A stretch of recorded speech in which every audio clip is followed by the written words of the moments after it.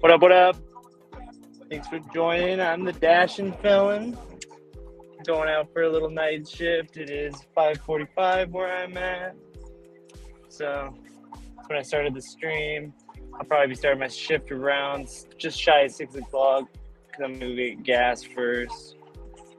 I'll start it while I'm at the pump.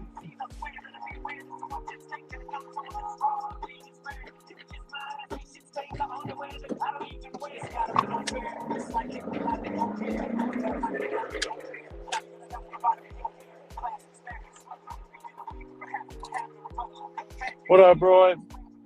What's up, bro? What's your question?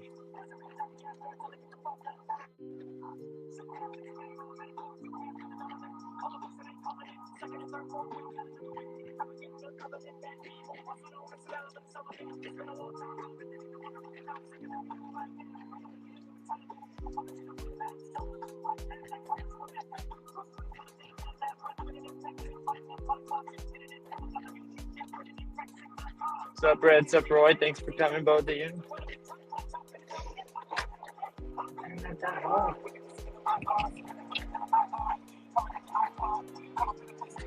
I believe they do because my watch time has been going up and I've been doing nothing but them, but I could be wrong. I could have just been old watch hours, like recalculated. So I'll have to get back at you in like a week. See if it goes up from this point up. What's up, Billy? Yep, I'm back at it for a little bit at least. We'll see how DoorDash treats me.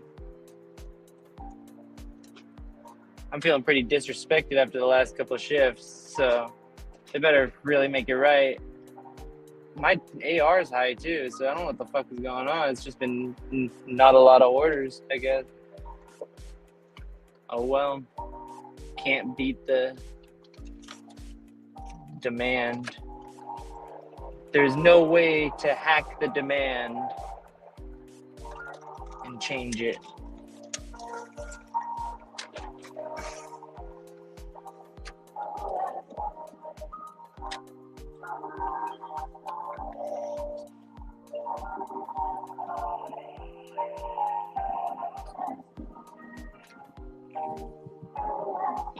But it's crazy that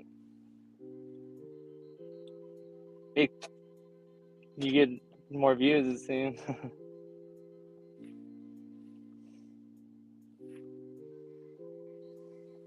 Holy shit, I know that guy thing.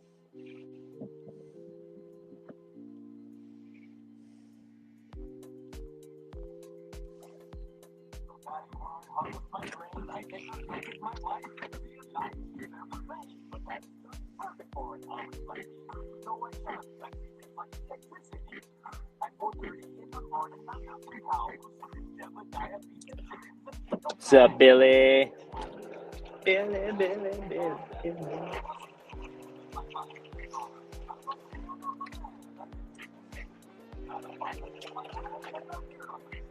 He's like, don't ever sing my snot name to Louis C.K.'s theme music again.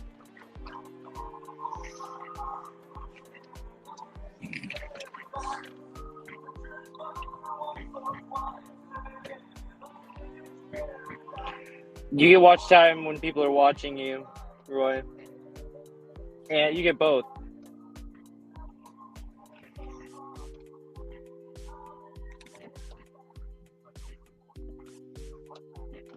Yeah, most of my watch hours are from live streams.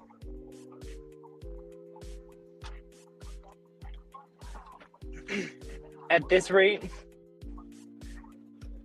I'll hit the 1,000 subscribers before I hit the 3,000 watch hours. It's looking like. Not really. But... Oh no, that's right. I'll hit the 4,000 watch hours before I hit the 500 subscribers. That's what it is. I'll have the watch hours for the full thing, but I won't have the subscribers yet. It's one or the other. It's stupid. It's like.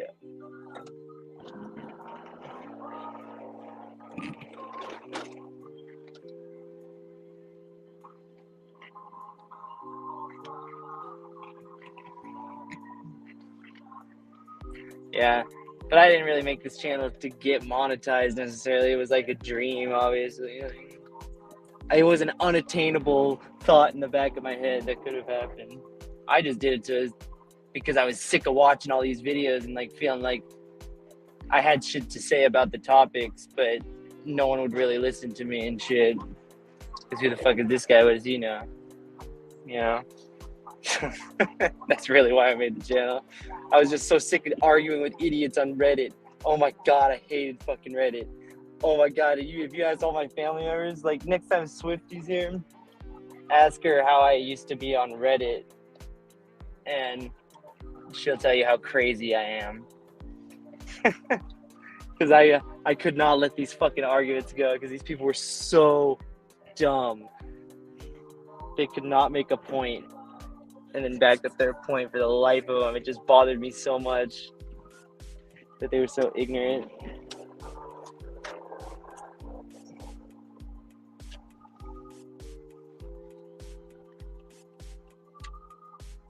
Ah, fuck, there's an oil tanker here filling up.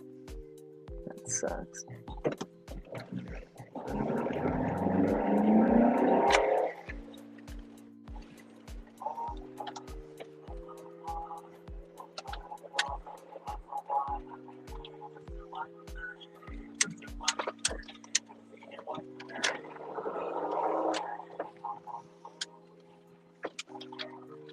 I just had to do some evasive driving maneuvers. I love being an expert driver now that I just started doing this.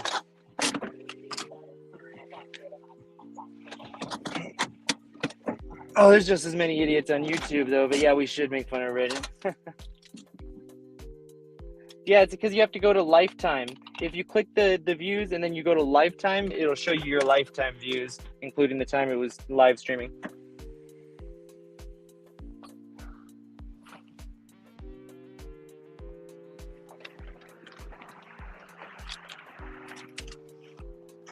But I bet if you update your YouTube studio, it'll change that because that changed for me recently. Now I don't even have to do that anymore. It just shows me the whole thing off the bat. Oh shit. I'm an idiot.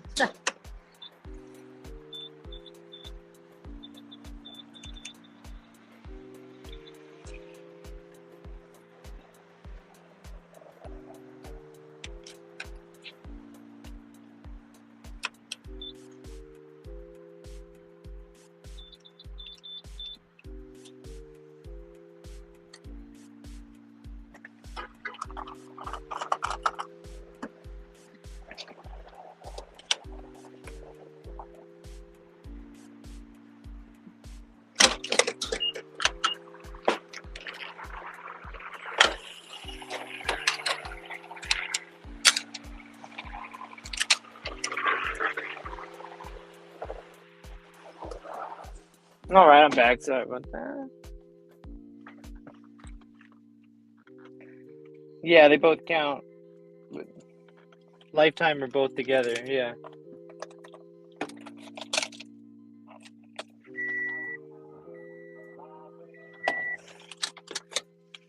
I almost just exploded the car right now. Because I just tried to turn the battery on to check what the fuel gauge was at. And I accidentally turned on the car right now. So, not really. I almost did. I almost had it to the point where it was turning on. All right. Hopefully that little bit of gas did something.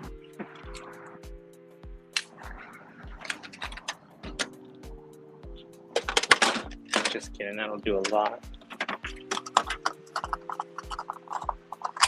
So what do you guys think? Do you think I should just run DoorDash since I need DoorDash orders so I don't have any distractions? Or should I run Instacart too? Because fuck it. DoorDash has been such shitty to me. I might as well have the backup plan. What do you think? Yes, Roy, that's a great plan. Then we should all make a pact. Whoever becomes the most YouTube famous, we just do that for each other.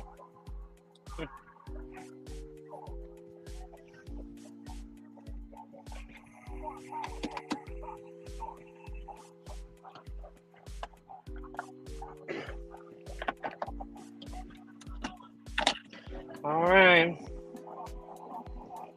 DoorDash. It is. All right, I'm starting the dash now. Maybe I'll get a 7-Eleven order since I'm in this parking lot. Doubtful. I'm going to go across to the CVS right over here. I'm also by this place that I get great orders from, if there are orders to be had.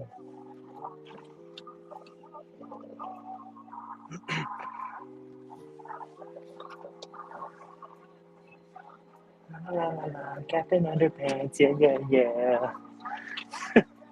I love how Weird Al did the Captain Underpants theme song. It's so funny.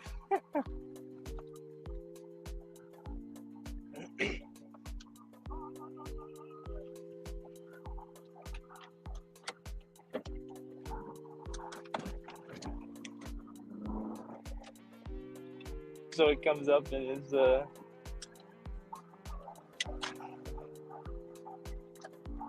yes, exactly. That's the perfect plan, really.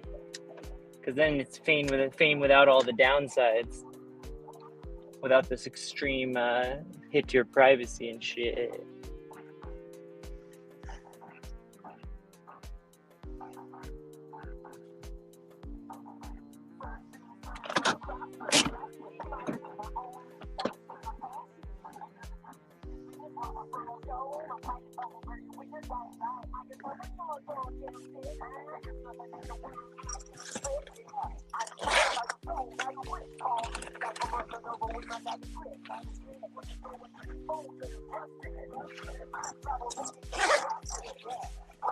What the fuck?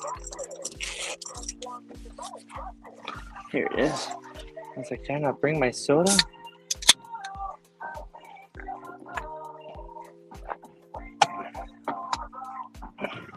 I feel like there's not a lot of truth to this right here, right now.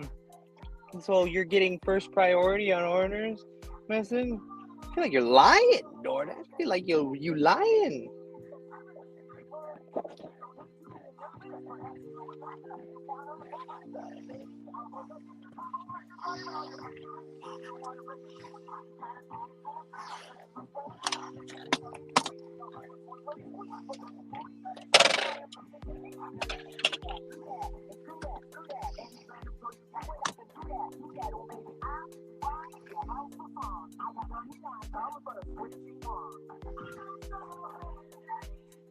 Just gonna open up full screen. Oh, fuck yeah, this great order just came through. $3, 0.7 miles. Go ahead and start off with a decline then. And a decline that takes me down. Takes me down a peg. I deserve it.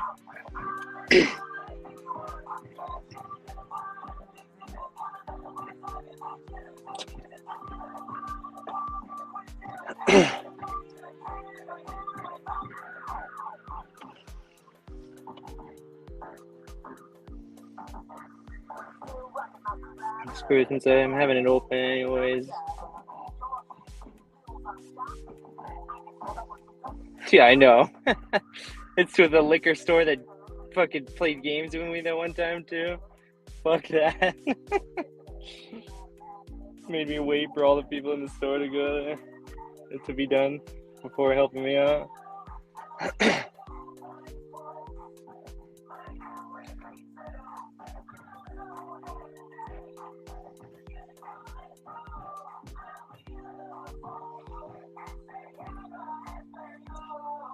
Oh my god, what if this works?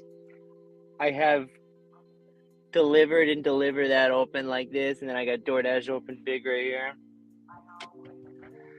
What if I just start blowing up with catering orders because I do this now for the night?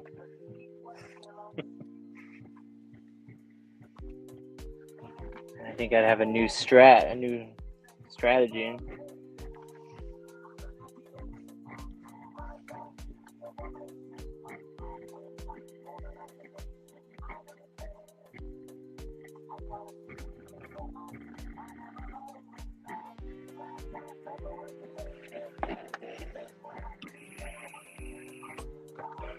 That's without me even having to take the tablet out. If I take the tablet, I can have like 5 apps open at once, side by side, pretty much, or more. Well, that's just to have them open. That's why I have them so small in the corner like that, Red. I could make them bigger, you know? Like, if I wanted to, watch. I'll show you right now. I could make it so that there were 3 small phones next to each other, pretty much.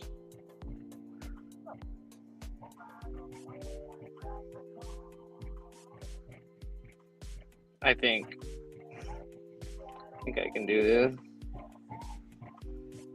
Oh no, you can only have 2 open like that.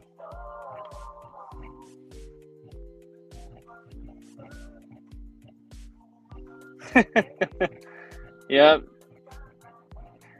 Yeah, no, I dealt with the same frustration, Roy. I pay just as much attention to that stuff as you do, it seems like. Because I was like, what the fuck is going on, dude? I was like, I know there was at least one person on there for a whole hour. So that should definitely have at least an hour of watch time. This makes no fucking sense. So.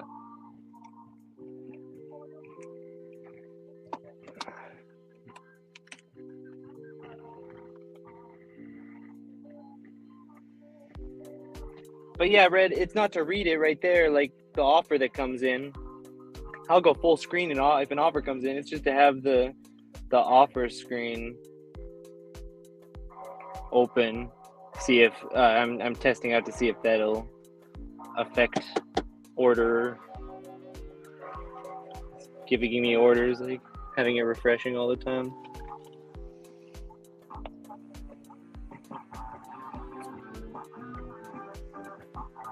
What's up, Thunder? Thanks for popping in.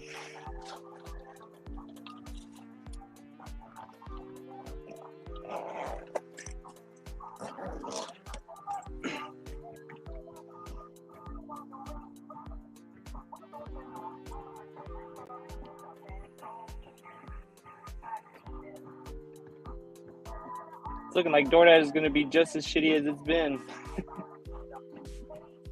Sweet. That's what I was really hoping deep down would happen.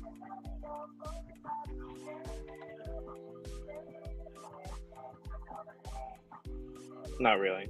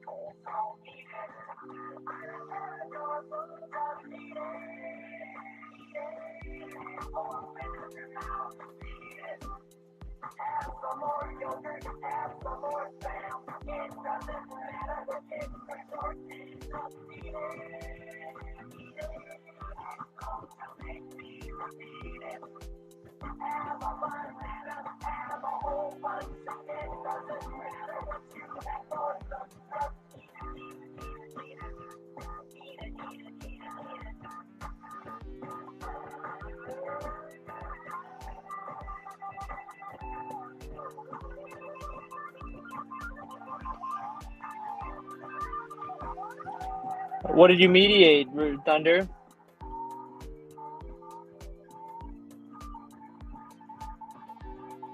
I bet he would be a great mediator, but if there's something interesting, I want to watch it that I missed.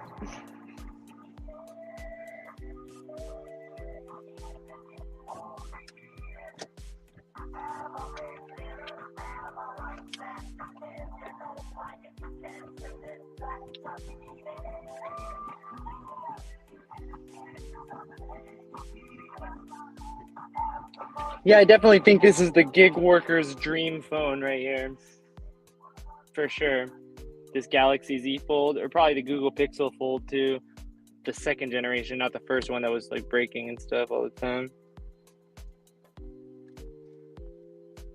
Oh, okay. I thought it was like a video or something. Like there was a debate or something.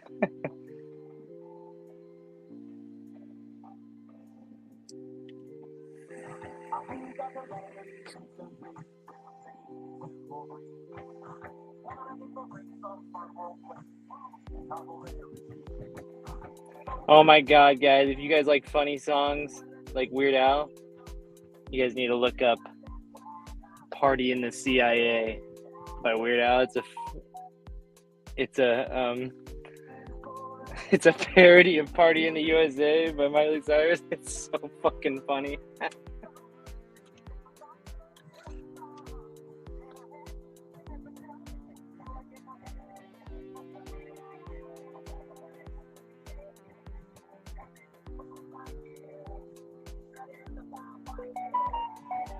Ooh.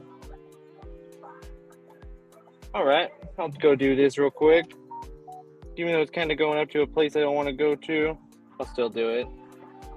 It's $13.75, 3.8 miles, 8-item shop at Target. So let's roll.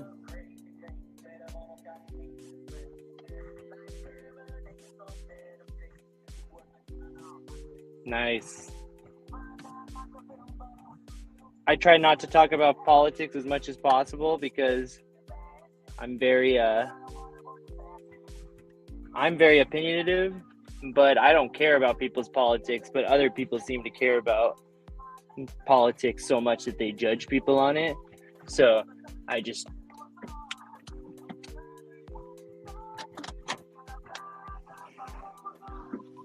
not on this social media at least.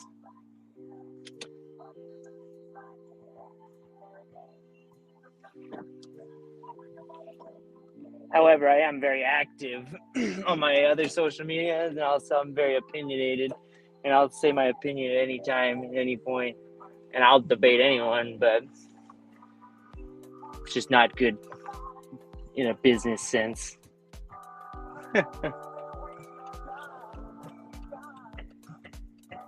Considering half the country will hate you sometimes, depending on who you say you support or how you feel about it.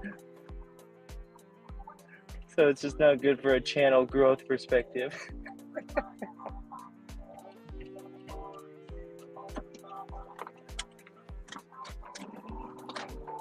Man, but did you hear about, I put it in the general chat on a couple people directly, like Eddie and Billy.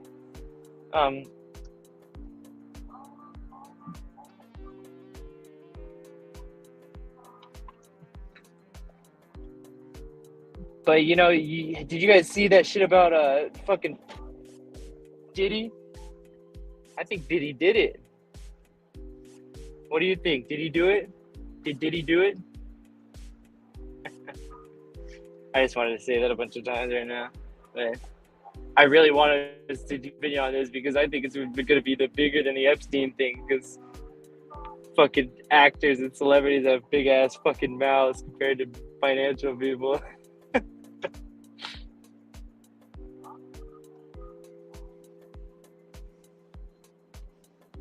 Exactly.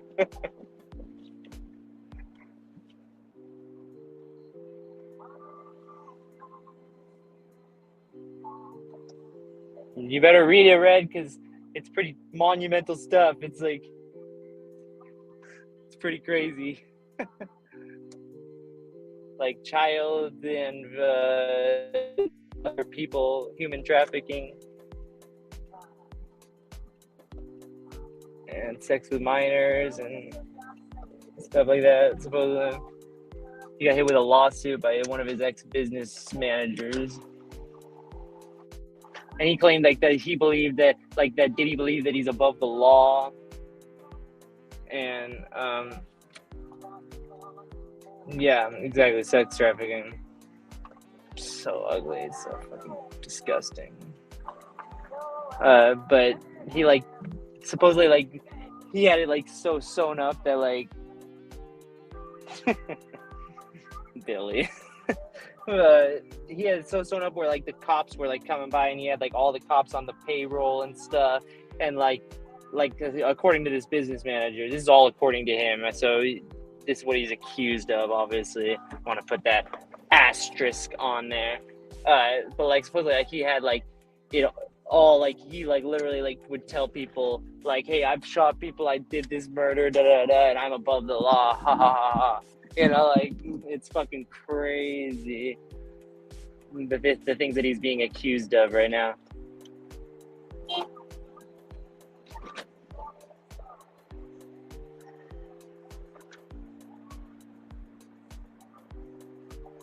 Oh shit, what the fuck, dude? This guy like is riding a bike and he's like not in a bike lane or anything, and then he just like veers to the left.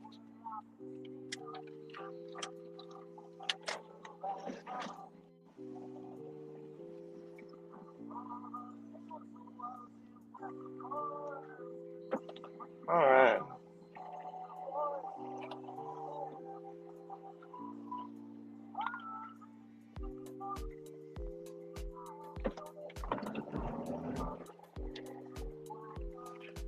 Pulling into the Target now.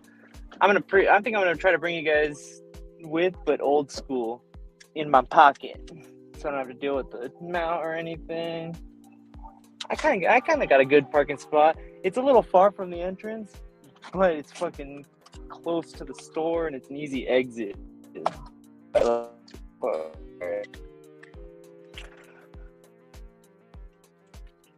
was Biggie, I think. They're thinking of peaceful.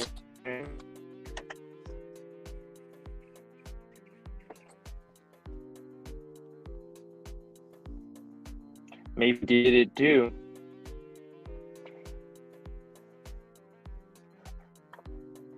Hey, no one do what did he do. All right, let's go.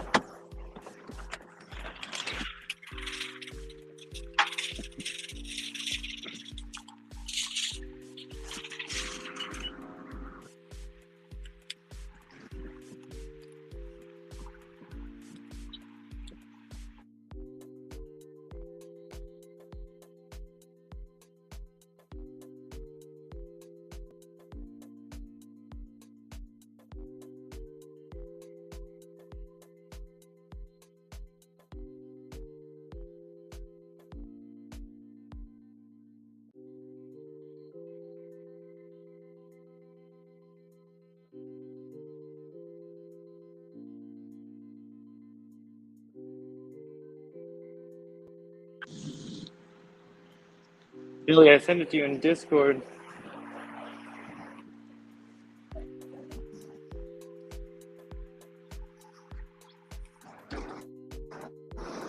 Let's see if I need a cart.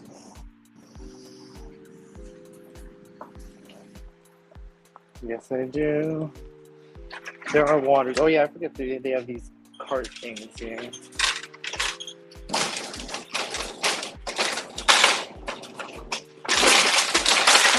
Sorry.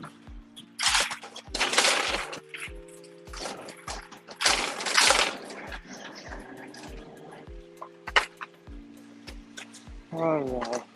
Looks like it's all food stuff, yep. Perfect. And the self-checkouts are open. Double click.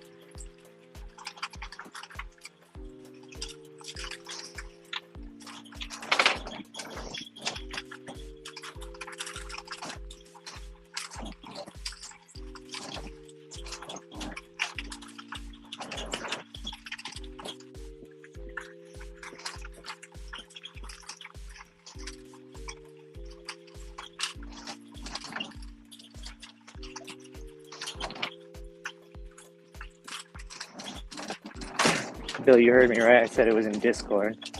I sent you a on private message and it's in the general chat.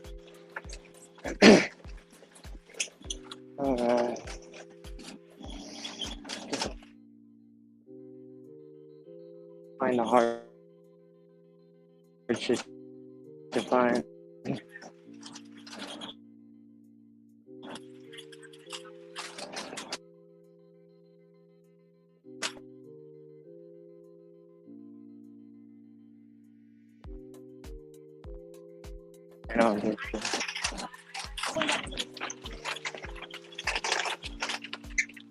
Let's be.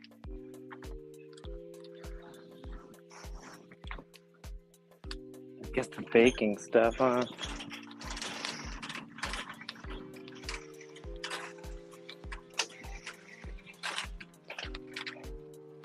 Alright, I'll just get the waters warm up here. On to the next item on the list.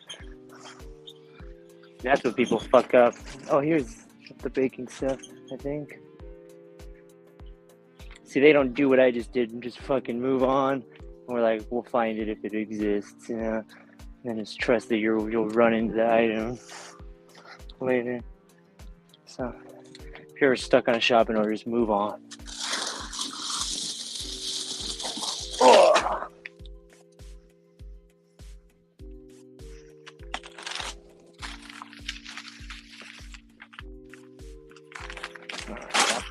Waters.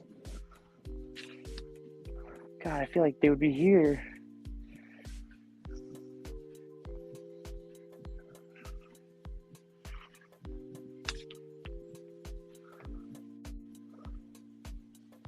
I feel like they would be next to the aluminum foil, if anything, right? Yeah.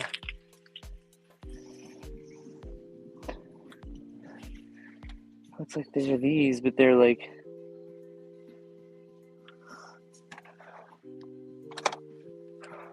Yeah, they don't have any.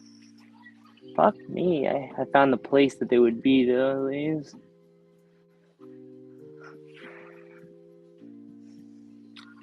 But I didn't find a place for the item. That's bothering me.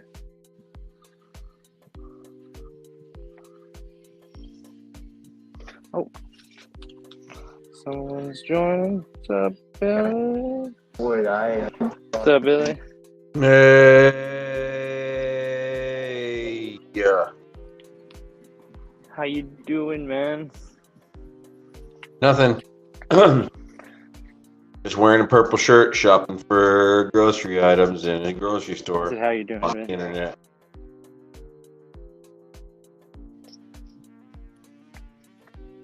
Internet? How are you? Good. I'm doing exactly the same thing you just described, actually. You are. You're one upping me with the purple stripes, though. The purple stripes are one upping on me, man. My shirt's just purple. Alright. Man, I swear on the fucking iPhone app at this store, it showed me all the fucking aisles I had to go on. But on the Android, it doesn't. Isn't that dumb? Like, I swear it did. I just don't dive into iPhone at all. If I don't put my toe in iPhone, I don't know the difference. So then I just don't get angry. That's a It's good. kind of like That's definitely a good way to be, because as soon as you use an iPhone for the first time, you'll like read for work. yeah, Just the work, you know. Yeah. Because you'll relate your whole opinion on iPhones, and like it'll become an acceptable thing as opposed to just something you'd never ever consider. yep. And then you forget things that Android does or did for you. You're like, oh, iPhone's best because of this or that, and you 'Cause I don't forget, have to well, think. Android does this that you can't do now, and it's kind of like Exactly. equaled out, you know. It's just like the iPhone made a phone that you didn't have to think to use. That's all it is. That's the real difference. You don't have to think Yeah, to get that's true.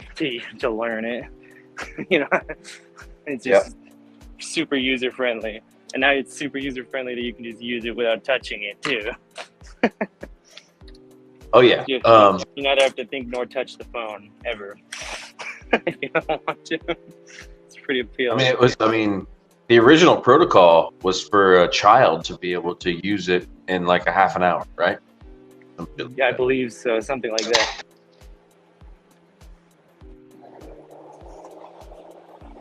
Oh man, they don't have the size of blueberries this person wants. Of course they don't. Oh yeah, they do. That's weird. No, this isn't. Oh yes, it is. I totally like thought I read something on the DoorDash order that I didn't. I like hallucinated right now that it said 8 ounces when it really said a pint. I don't know. Alexa, how many ounces are in a pint? I believe 16 ounces. In a pint. 16 ounces pint. Yeah. Yep. It's just funny that I just like I was looking for an 8 ounce thing of blueberries. Overwatch. About to play Fortnite. Overwatch. Wow. She never wants to play Fortnite when I'm around, but she plays Fortnite with everyone else, it seems. That's like a fun game, man.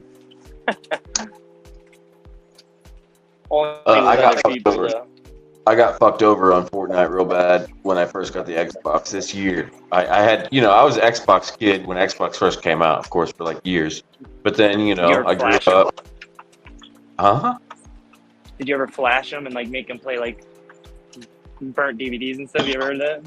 No, I don't show my boobies. You know what I'm talking about there, right? With the Xbox. No, I don't know what flashing is. No, I don't. Other than showing your boobs. You used to be able to modify them to play burnt games. You could download them on the internet for free and play them online and everything. And you could get the games like a week early and shit. I almost got sued by Microsoft for doing it for other people and selling the consoles and stuff. Like I literally got 2 cease and desists from them in high school. They wouldn't have never sued you, man. You got to have something they fucking what you want. There were billions. You better have millions. They're going to sue you. Like they literally collected physical evidence on me. So like, they'll shut you down. They'll shut you down and press charges. Oh, but they're not looking for money from someone that doesn't have it. That's what I'm saying. Yeah, they were just gonna sue me and make my life terrible. Oh yeah. What my late grandfather used to call taken to the cleaner. Yes. So he'd be like, you gotta fucking beware of people that can take you to the cleaners. Like, what are you talking about? And he explained that's how I learned hierarchy in classes: middle class, upper class, lower class, and threats mixed in. So like, if a lower class person is threatening to sue you, then you know that he can't afford the lawsuit. If an upper class person is threatening to sue you, he has nothing to gain. You can't afford it. Yeah. Okay. Yeah. I hear that. I forgot to say this item wasn't available. Fuck. But it's when a middle class person is suing a middle class person. That's when you need to pay attention. That's what's like, Ted's pissed off. It was just the amounts that really scared me. And I was like, why would they put this amounts other than just to scare the shit out of me, unless it was true what they could do, They literally said that every single copyright and trademark infringement that I made, like every game that I printed, every console I sold, that's violating their rights. And it was like the violation was up to 250,000 of fines per violation. And it was like, and then like the upper one was like 750,000 per violation. The console one, because like it was like because they got me for the games and the consoles. They sent that was why there was 2 separate cease and desist. Wow.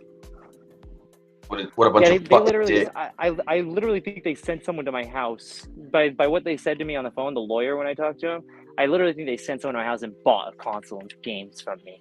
Like after talking to him, and I'm a pretty intuitive person.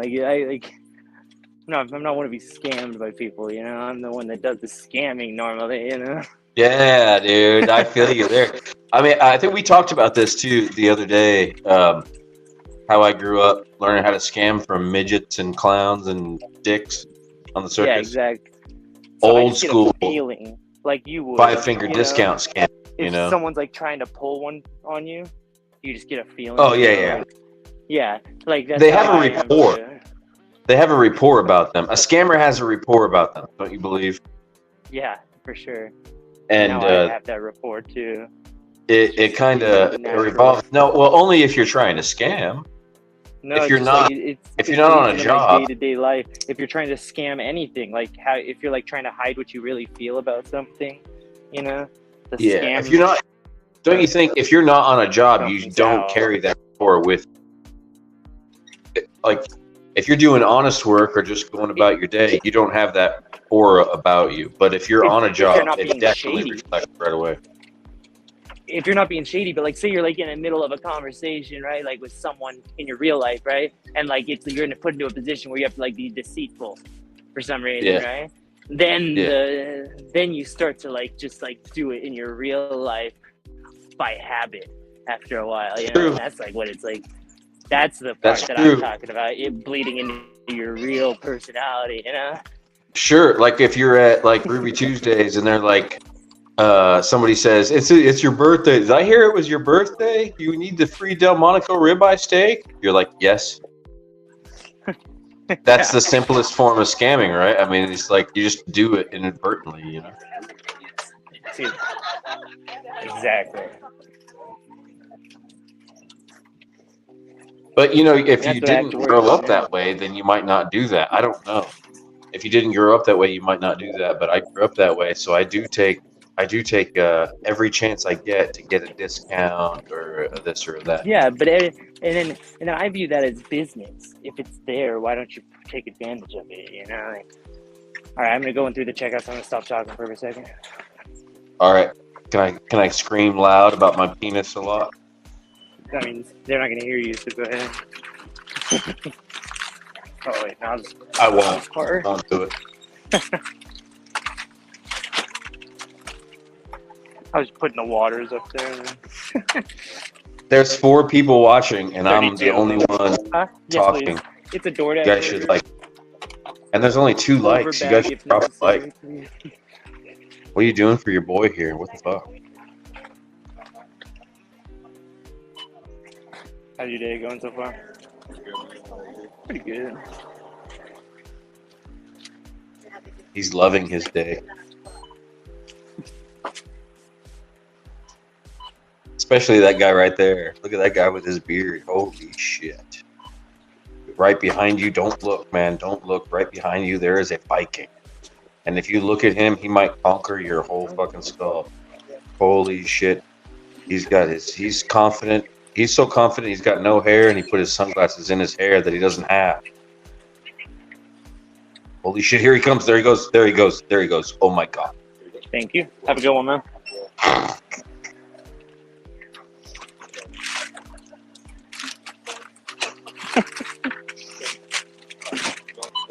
Dude, you almost died right there. You almost got conquered. Do you see? Oh my god.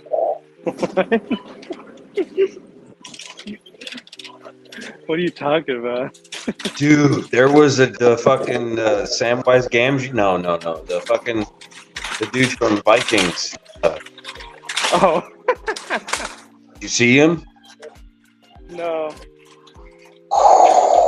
Dude, like Bjorn Iron. Yeah. Yeah, you narrowly missed a fucking seize. This is so weird. DoorDash is having me take a picture of the account. And the song that's playing right now is so weird. I don't know if you guys can hear it, but it's like a violin version of that one song by that fucking one guy with the hair. I can't even remember his name now. Never mind. Do You Look Perfect Tonight song? It's so dumb. It's like there's like an instrumental version that's like playing the violin to the vocals of that song. Like, why does that exist? Where are you? I don't know, man. I'm just really glad you didn't get colonized. No. Not for me. Oh. Okay, I was just making sure. Because I'm probably disconnected from Wi-Fi right now. I might get shitty. That's one thing, one of my fucking biggest pet peeves these days, in the past 2 years anyway. Oh, there you go. You are lagging a little bit, but you're not bad. My biggest pet peeve in the past 2 years is since I find TikTok. What? I've only been on TikTok for like 2 years, right? And for some reason, it started suggesting these Viking bastards to me, man. These like Viking cosplayers. They like put makeup around their eyes. And they get on TikTok and they go, Oskabjorn Nakinakan Krikor. My bitch, you don't fucking speak Swedish. That's not Swedish. That's so dumb. Dude, they're prevalent. You said they're prevalent? Oh, yeah, like dude. In society? Yeah, don't ever search Viking anything on... Dude, just me saying it might make your microphone hear it, and the next time you get on TikTok, there's going to be a Viking asshole on there. I am Bjorn, the Fjord.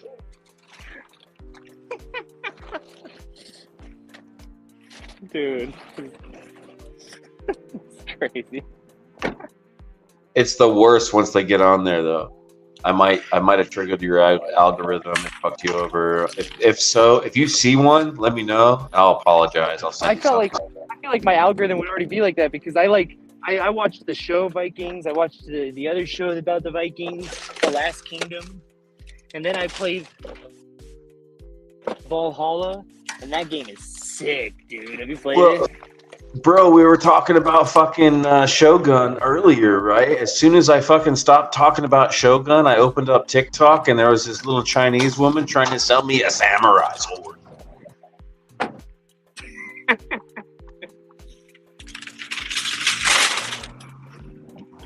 Oh shit! I was both my phones in the car. That would have been smart. The only thing I can think to myself is like, oh, you're fucking Chinese. You don't have samurai. But whatever. I'll look. Almost bought it. Didn't buy it. You're cutting out a little bit to me, so I can't really hear it. Sorry about that. I almost bought the fucking thing. Just saying. They're good.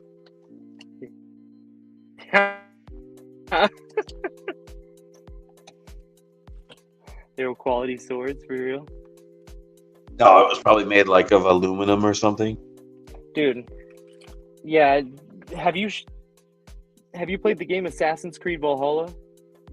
No, I played one of the first ones, but that's it. I just never went past it.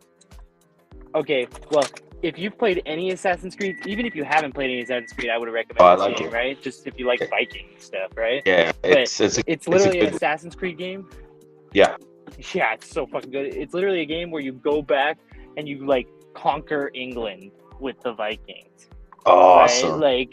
Like you literally play like as your ancestor or whatever back in that time, right? And like you just like drive a boat around and just like wreck monasteries and like everything, right? Fuck shit up, port into like basically a whole colony run by Vikings. You just raid other places and make alliances with different parts of England, the different kingdoms of England. It's a fucking sick game. And then like you can drink this potion and then go into the gods realm and then play through their mythology as Odin. Dude, I love that shit, dude. I love it so much. My first, I don't know. Everybody has their first gaming system, right? And they were all like fucking like 2-bit, 4-bit, or whatever, 8-bit shit. You know, like fucking Atari or the original Nintendo. But that's not when we got addicted to video gaming. That's not what really got us into video gaming. What got us into video gaming is when they started allowing us to escape normal life and pretend that we were in this video game. Worlds. Yeah, exactly. Yeah, like the first one I can remember is like the one that first made me feel like that, dude, was Twisted Metal on PlayStation. Yes, remember that? I agree. It made me feel like this crazy. Yeah. Oh no, I never heard of it. Dude, that was on PlayStation 2. It was the sickest game ever. You like basically like your fucking your girlfriend is like put to sleep by these like the coming of these giant stone creatures, right? Called colossuses, right? Or colossi, and you have to go kill all these stone creatures, and they have like little weak spots, but they're like literally like towering like 90 stories tall, some of them, like, and they're trying to kill you, and you got a little sword and a bow and arrow, and it doesn't do shit to them, you know. But you got to like climb up them. You got to find out what their weak spot is and like climb up by some weakness of their like attack on you, and then jump on them and climb up. Yeah, like they'll have a hammer, it'll stick into the ground, and you'll notice like, okay, I could jump up onto that hammer right then and run up the dude's arm, then I can get on his back, and then you can climb up his back and then kill him by stabbing him in the back or whatever, wherever his weak point was, you know. But like it was like a sick ass game, dude. That was the first game that I felt like that. Oh, dude, I fucking love that. And the next one that I can remember would be of course, Grand Theft Auto, that's everyone's, but I guess the third one, everybody has a different third one. That's when everyone started getting a real nice sandbox, open world games, and it would be Fallout 4, dude. Fallout 4 just sucked me in. Fallout 3? Fallout 4. But what about Fallout 3? That I never played it. The game. You're skipping Fallout. Those were like two of the... Oh, Fallout 3 and Skyrim were like the two open world RPG sandbox games that like killed it. Fallout 3 was like the first one about like the first one that was like the groundwork, immersive after post-apocalypse RPG, like, and had all laid the groundwork is what you're trying to say? Yeah, no, it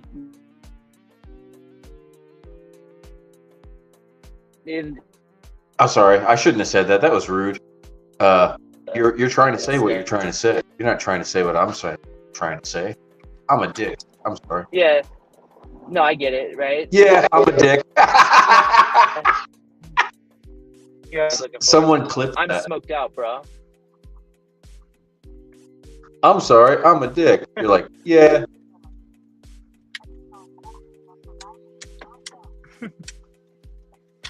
There we go. It's true, though. Sorry, my camera's a little fucked up. Oh. What's up, It's dude? fucked up. I'm pulling up to my drop-off right now, so I gotta go drop this shit That's off. okay. Yeah. I know. At least I was able to drive practically almost to the door. It's a super expensive house. I feel like my little friend lives here. I know my friend lives in one of these houses. I don't remember who, though. Swatted. I just recognize it from the past. It's not like a house that you would live in temporarily. Oh shit, motherfucker. Look at these shitty little lines, you guys. That's pathetic, dude. But it's impressive how rounded. What? That's a little cannonball. I gotta get it good. There we go. The limes that we got from Instacart today are like little cannonballs. They're like small? Well, yeah. Here, I'll show you. Okay, I'll see it in a sec. Yeah, I'll have it in front of me. Unless I might butt chug it. I really like lime. Oh, I'm glad I saw this right now. It says, please do not drive down driveway. You will likely get stuck. I don't know how I'll get stuck, but... Wow. That's fucking rough order. I'm already down here. But... I hate hearing shit like that. I don't know how to, I don't know how to fucking check that shit. You can check that shit before you accept the order? No. If you have like Maximo, maybe you can see some of that stuff. Because I know on Maestro you can on the iPhone. You can see the name and address and stuff. Do it, clap. Hi, Red.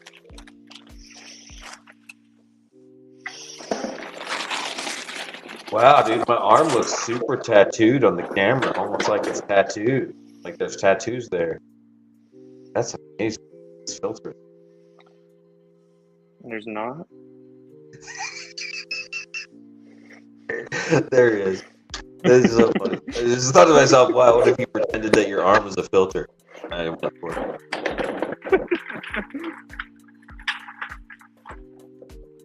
That's super tattooed. Look. But it's only half tattooed. That's what's so funny. Look, when I lift it up. No, nothing. Okay. I put it down, it looks like my whole fucking arm.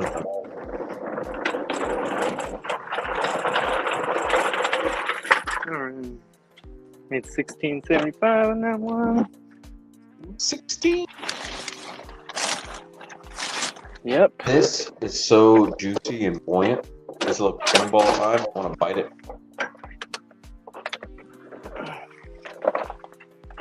Terrible idea, though.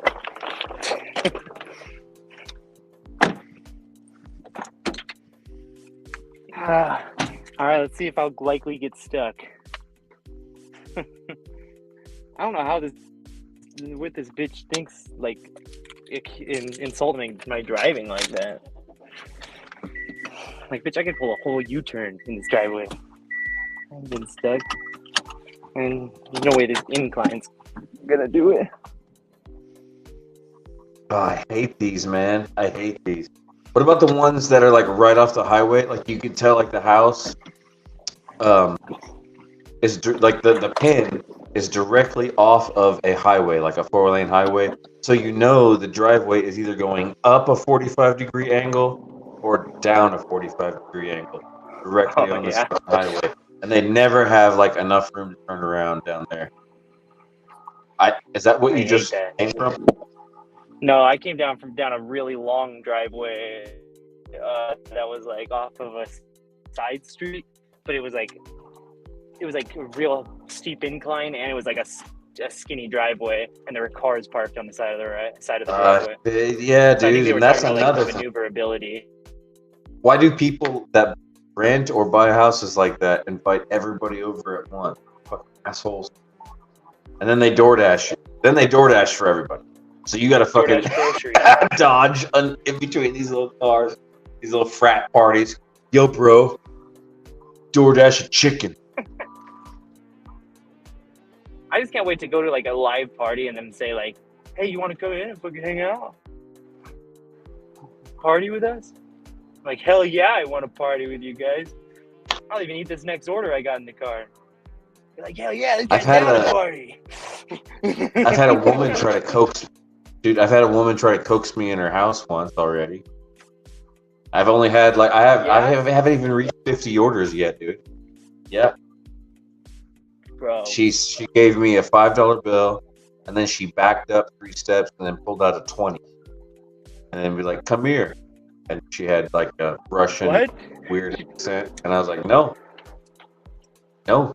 She tried to give you money to come in? Mm-hmm. Yeah, she tried to bait me further into the house with money. That would have been like where I got uncomfortable, I think. The money. That's where I got it. That's a coincidence, Nick. What a coincidence, Nick. Because that's exactly where I got uncomfortable.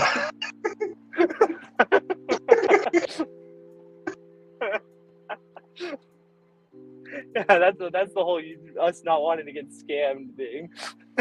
It was so here, like where I'm at, is one of those places to where they're trying to build all these big highways leading closer into the national park, right?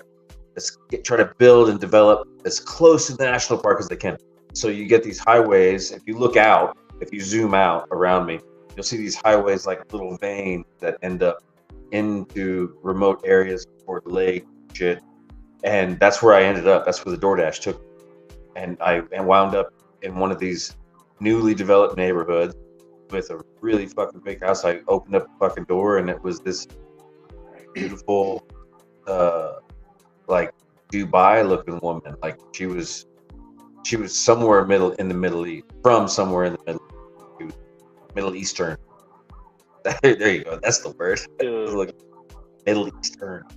And she handed me a $5. I gave her the pizza. It was a Little Caesars order with one. I remember vividly. It was the ultimate, most bestest pepperoni. and then just a regular fucking pepperoni. Oh yeah, and crazy bed and crazy sauce. So she's like, hand me the order. You know, the fucking app said, hand me the order. Yeah. All right, fuck. So I had to go. I rang the doorbell. She opened it up. She handed me a $5. I handed her the pizza.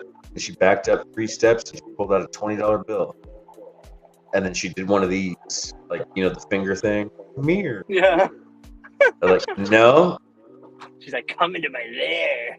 Like, no. I was like, you know, I wanted to say crazy things like, oh, namaste or whatever the fuck. But I didn't say anything. I was like, nope. Bye-bye. I don't need that $20. I don't know. I'm not gonna get my head chopped off. Oh, I went too far there. Be right back. Yeah, exactly. No, I was thinking the same thing, bro. Yeah. Trying to, like, abduct you. You know what went through my head right now? I was thinking of how easy it would be for like spies to like get people to their house under false pretenses now. You know, and then just abduct you, inject you with something, and then you'd be dead. You'd just be abducted. It all sounds like fun and games and stupid until you realize, like, you see, like, you wake up one day and on the news, you're like, oh, yeah, this guy got a meth lab and 321 fallen maple circle. And you realize that's fucking next door. You know, it's like, oh, shit. Yeah. Exactly.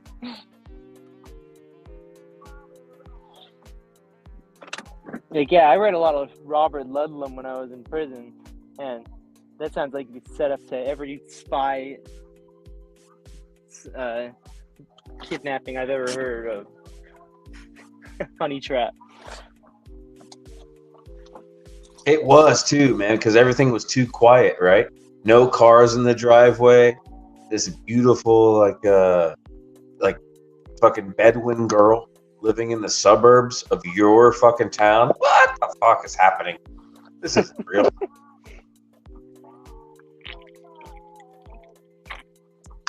Goddamn belly dancer trying to catch me with a net.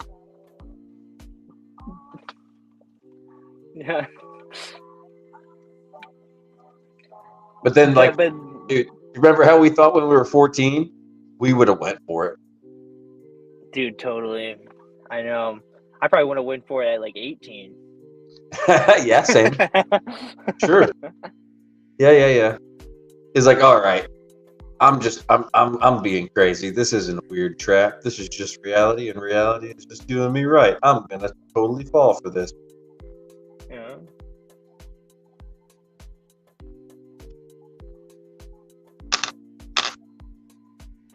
Sorry, let me medicate one more time. We'll turn the camera back on, man. All right. Sounds good. I'm hoping I get another order soon. That'd be nice. I'm surprised it's fucking daylight. I know. I'm surprised it's still daylight right now. Usually it's at least getting a little darker. It's about to get dark, though, in the next 30 minutes. It's only 6:49. I'm gonna get a subwoofer. Dude, I'm gonna get a subwoofer outside for the eclipse. And then, download sounds of people screaming, bloody murder, like mass casualty kind of screaming. And then as soon as the sun starts to be blocked by the moon, I'm gonna press play on that shit for my neighborhood. So they'll just hear just people screaming, ah! like explosions and babies crying, women screeching. And then you hear my leg. Yeah, just kind of see what. You got to put the my leg track in there because it's like my the most leg, used track my back. ever. So you got to put it like somewhere in there.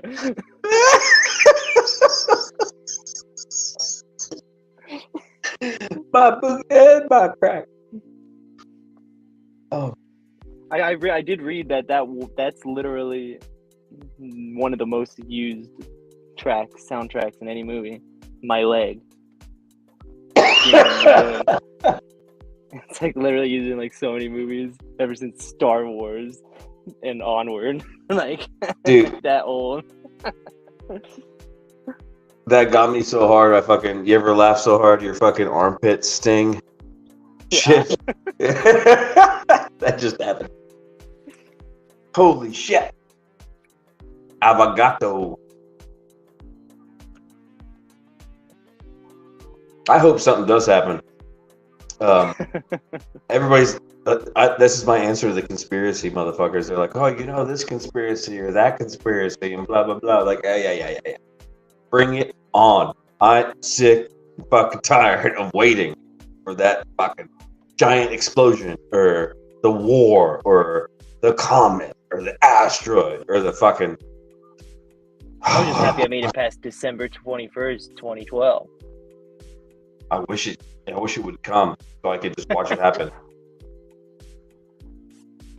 I just hope like it's something that I can I have a crying chance, like a zombie apocalypse or like a riot. My first class warfare, something like that. I remember vividly the first one hit me hard, and that fucking got me all PTSD about the following one. And it was Y2K. I was living in Las Vegas, and Las Vegas just I remember it was 1999 that they denounced all analog operation at the casino, and it turned all digital. But then all of a sudden they're like, yeah. But now, on the 1st of 2000, all the casinos are gonna explode. Like, what the fuck are you talking about? What timing, It was crazy, man. I got fucking it was so hilarious to think back on. I got so worried about it that I left Las Vegas because I was a transfer skydiving instructor for flyaway indoor skydiving and Paris Valley skydiving in Las Vegas, Nevada. So I was like, oh shit, man, I've got to transfer back to Pigeon Forge, man. This shit could be serious.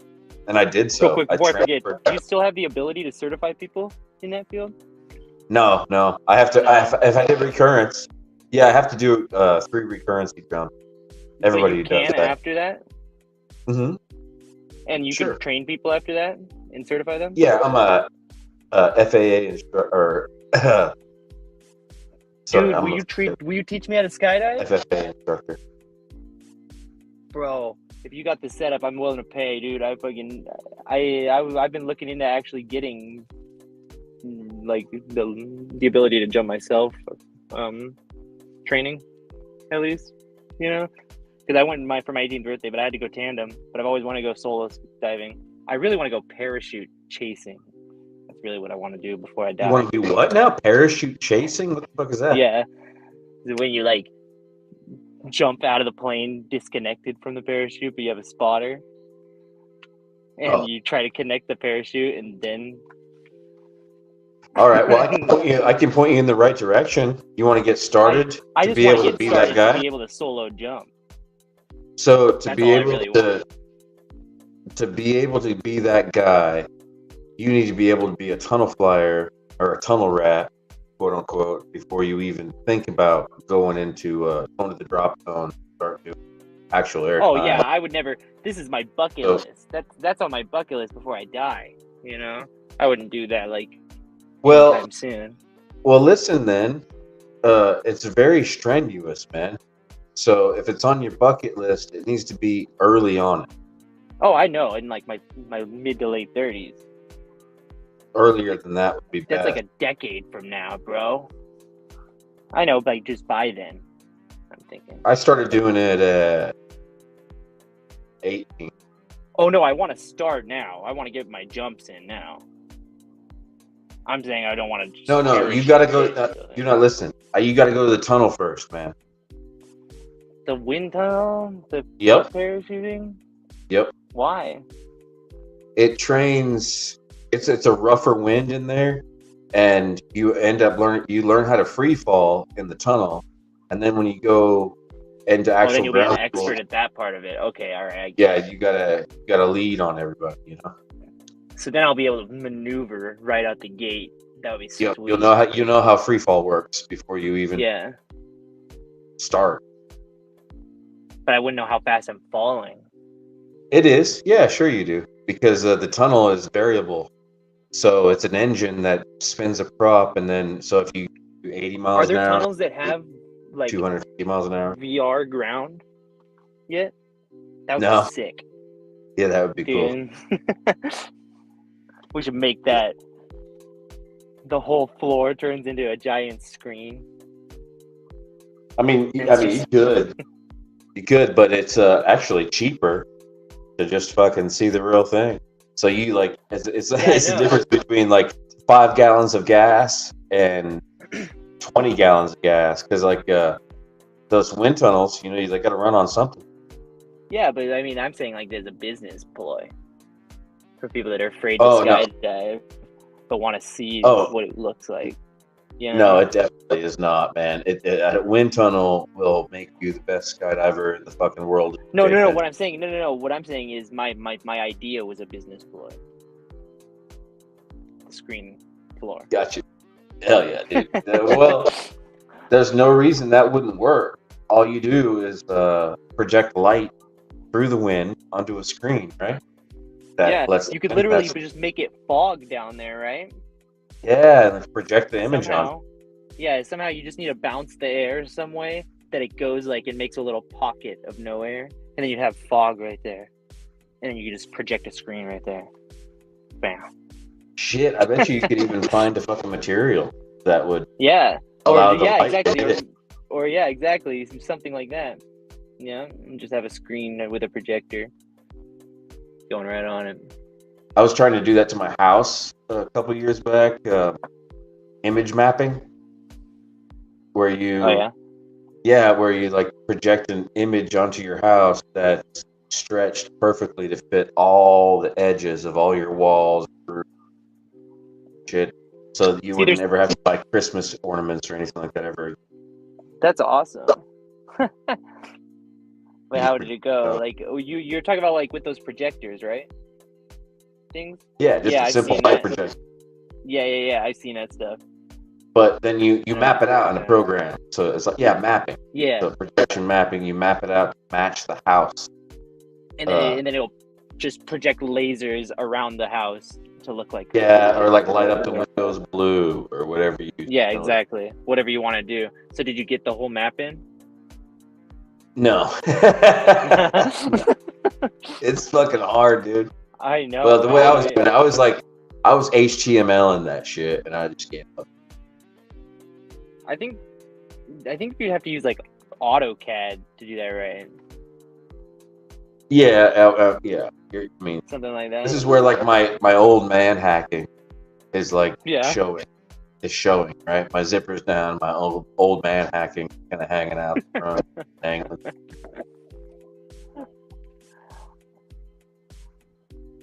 Man, I do my best. You should just do get a Raspberry Pi that does that for you, dude. Yes, yeah. Yeah, there might be some dormant pies hanging around from past I only have one. I'm so glad my brother gave it to me, though. I never really experimented with the Raspberry Pis back in the day. I should have. Man, I wish the Flipper Zero was around back when I was out. Before, when I was back doing my nefarious activities. Have you ever heard of the Flipper Zero? Yeah, I have. Oh, yeah. It's so sick, dude. You can hold all your NFC tags. When I first got Amazon Echo for this house, I bought one for every room in the house, and I realized it was hooked up to the computer that I'm working with. And I was like, you know what? So I ordered a Pi, and then I hooked up the Pi to my Wi-Fi, and then I hooked up all the Alexas to that. So then that way it was just, and then, it was a false. You just replace them with regular speakers eventually. Yeah, it worked out real nice. So that the government isn't spying on you through your Alexa. Yeah. The problem there I found was proper ordering and delivering and accountability of my purchases. So then I end up having like half of them are still hooked up to that pi, the other half are hooked up directly to my computer anyway. Yeah, I could see that.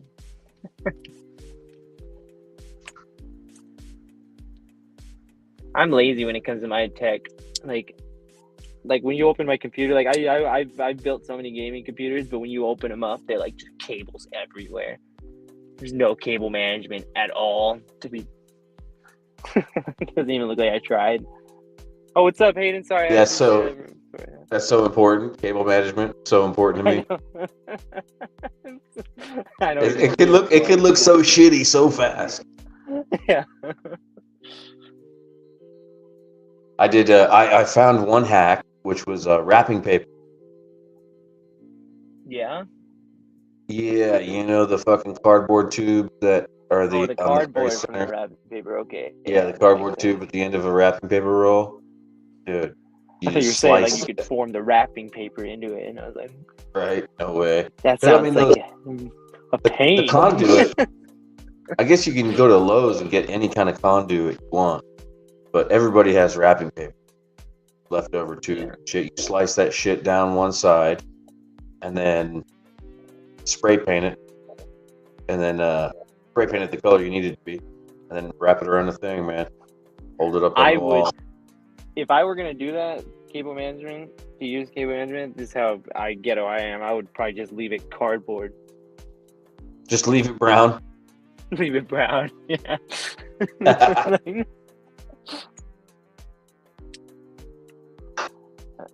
I mean, a lot of See, mine, I straight up bought the conduit. But after a while, I was like, man, I started seeing things that I could just use to make it look like conduit. this is only for my stuff though. Like when I would do things for other people, I would always make it nice and fix everything, right? But it's just like I don't value my stuff as much. No, not really. It's just like I'm like it's not really a big problem, so I don't really care about it. That's really how I feel about my stuff. So I'm too lazy to do it. But like back when I was doing this Xbox stuff, see, I transitioned, right? I love your hat, by the way. Oh, thank you, man. I'm rewatching all the seasons for like the fifth time, but I'm starting at the beginning right now. Again, I love that show, man. It's so good. But yeah, when I was doing I did computer repairs on Craigslist when I was like a freshman in high school. I didn't post my first ad, maybe like eighth grade, maybe. And then I started doing computer repairs, and then I learned how to repair the red ring of death on the Xbox and all the DVD problems just by my Xbox breaking down all the time, my Xbox 360. So I started doing Xbox 360 repairs too, right? And then I realized that so many people were offering to sell me the Xbox 360s that I should just start buying the broken ones and selling them, right? And then I started buying broken Xbox 360s with the red ring of death for like $15 to $25. I would spend like 15 on the red ring of death ones, and then I would spend $25 on the ones with DVD problems. Like it wouldn't read the DVD or all the other problems that it has with DVD. Dude, you found account deposits, huh? Huh? You eventually found accounts. No. Oh. No, I just started so I started fixing them and selling them, right? And I started selling them at a crazy rate, right? And then it was like I was selling like 5 to 10 Xboxes a week in the beginning, right?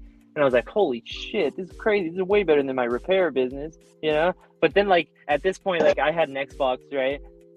That my Xbox, I would have to hit the top for the DVD tray to come out, And it didn't have a front on it, And sometimes the top would be off, depending on the state of my Xbox. And people would come over and they'd be like, don't you fix Xbox 360s?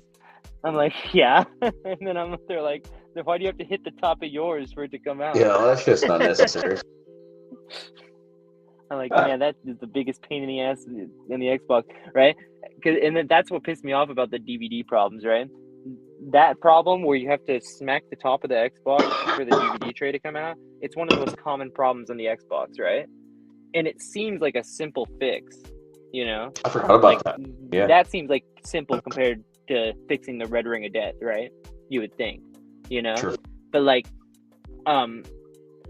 it's not. It takes way longer to fix that because the problem is there's a magnet in the DVD drive, right? That pulls up the DVD drive when it closes and pulls the disc into spinning zone, right? So what the problem was, this magnet over time would gain strength somehow, right? I don't know if it was the spinning that did it or what, right? But somehow this magnet would get more magnetic over time, right? Or it would magnetize the other object, something like that, right? And it was getting more magnetic over the time. So you have to, like, cut pieces of paper in the shape of the magnet, right? And then like try a piece of paper and see if it worked that time. And then you try another piece of paper, tape it on, see if it worked that time. And then you have to keep on doing that over and over again until you get the right amount of paper in between the magnet and the disc thing. But if too much was on, it would slide off and the disc would spin and you would ruin the disc, and like, you know, like it would just it would sound like a chainsaw. All of a sudden your Xbox would start making like whirring noises and stuff, and you're like, holy shit, you know, unplug it real quick. I remember so many things like that back then that we had to do that were really painstaking. Like even maybe at my oldest, but at your youngest would be like making a mixtape from a fucking actual audio cassette. Yeah. Like from the radio, like trying to fucking record shit. My mom was just explaining that to me the other day. Jesus Christ, you know, that's what you were just like. And it seems like it didn't change all the way up to Napster.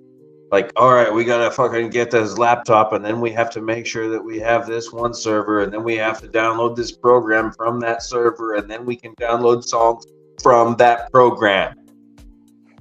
Like, fuck, man. That's a lot of work. All right, imagine. Okay, I got a new delivery request. Let's see. Okay, perfect. 825 plus to Taco Bell, 0.8 miles. So I just sat around for a good amount of time, right? Yeah, 0.8 miles. 825 plus 0.8 miles Taco Bell. Perfect. And it's right here. Mile and a half for $8. Hell yeah. But oh yeah, so picture this, right? You're 15 years old, okay? You got this Xbox. No, you're not even 15. You're 14. You're about to turn 15 next month, right? And you're sitting in English class, okay? And you read this via electronic delivery to Nick Chica. And they're like, cease and desist offers of illegal distribution of counterfeit Xbox games. It has come to Microsoft's attention that you are distributing copies of purported Xbox games. Microsoft owns the copyright and other intellectual property rights for that code, and that is contained in the software. The distribution of counterfeit software violates federal copyright. And then it says, like, even an unintentional infringement of copyrights could subject you and your company to civil liability. Further, for willful infringement, federal law authorizes statutory damages of up to $150,000 per copyrighted work and up to $2 million per counterfeited trademark. Intentional violators may be subject to criminal penalties. Microsoft demands that you immediately cease and desist. And then the other one says something, it's via the same thing, but it says, it's been coming to our Microsoft company that you are distributing Microsoft Xbox 360 consoles that have been modified to circumvent the built-in hardware and software security mechanisms. That's what these cease and desist said. I was 14. I got those from Microsoft when I was doing this shit. It's fucking crazy. Yeah, and then this golly, dude, 2,500 per violation, and then to Microsoft, and then fines of 150 and 2 million.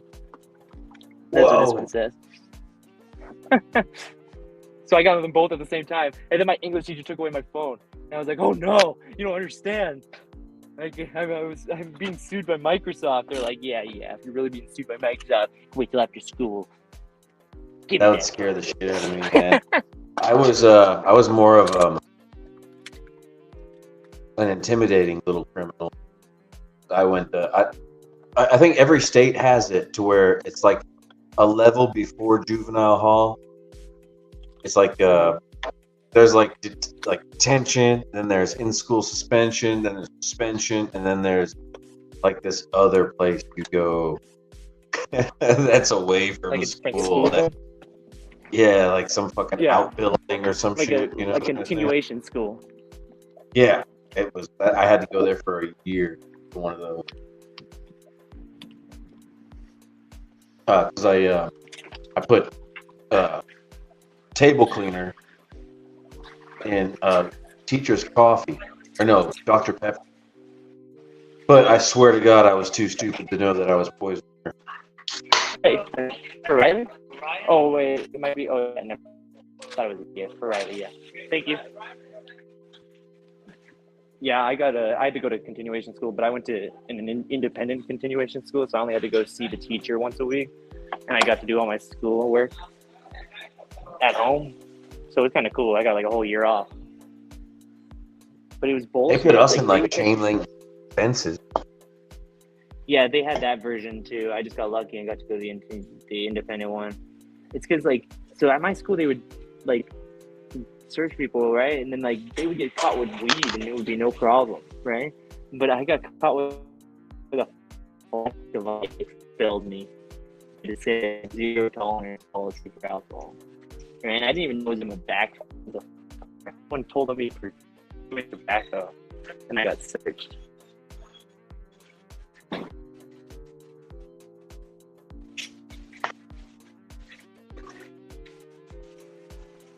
Froze, bro.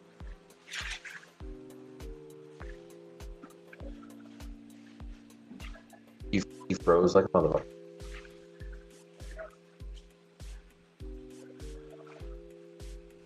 Froze.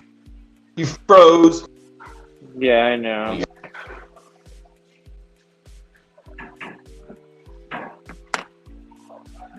Hey, offer the next Connect shopper to the that goes Wi-Fi, by right? offer to buy the next shopper you see, offer to buy their shirt.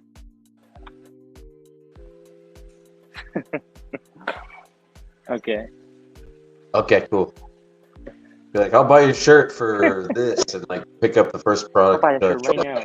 What's your I'll cash trade you app, this bro? for, or yeah, just offer to trade that product for your shirt, for their shirt, whatever you. But Trade what? just like grab a product, whether it be a cantaloupe or a sausage. And he's like, I'll trade you this for your shirt.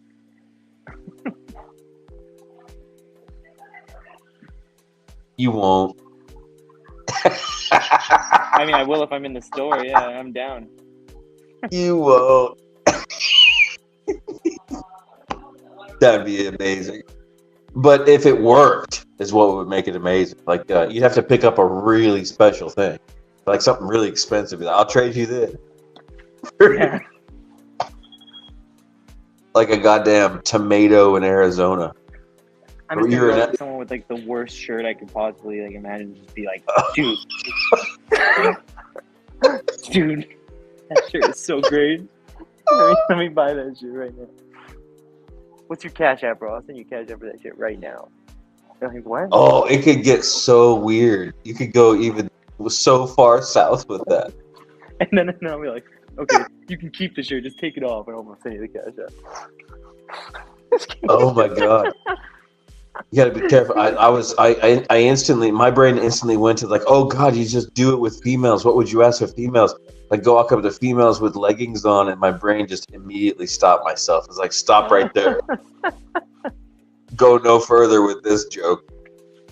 Yeah, a little too edgy.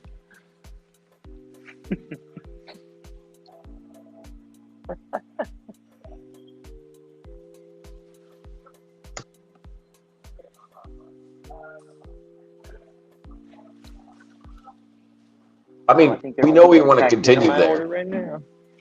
You know we want to continue that joke because you know it would be good, but not. Yeah, I mean, it's a little too far still. We haven't reclaimed that much of comedy yet. Yeah. It's too far from people's delicate sensibilities these days. Yeah, people are still too gay.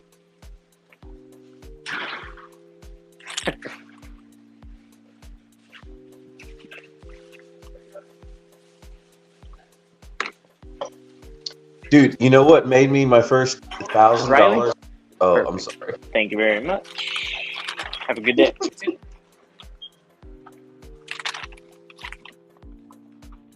So, my first $1,000 I made on YouTube was made by me being sucked into a group of YouTubers that were I on can't hear you motorcycles. anymore. One sec, I'm disconnected from the Wi-Fi, so. Yeah, Can't I saw that. What were you saying? Got a little sketchy. Fuck, I just spilled duck. So what were you saying? I can hear you now. So my first $1,000 I made on YouTube is because I got sucked into a group. Oh, god damn it! You're fucking with me. Don't worry, I'm moving right now.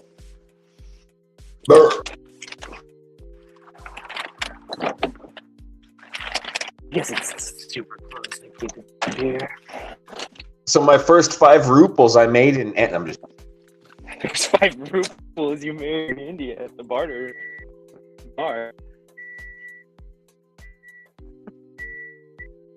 right. So my first $1,000 I made on YouTube was because of people that sucked me in, and they're like, "Hey, you want to be a part of us? Because we like your video."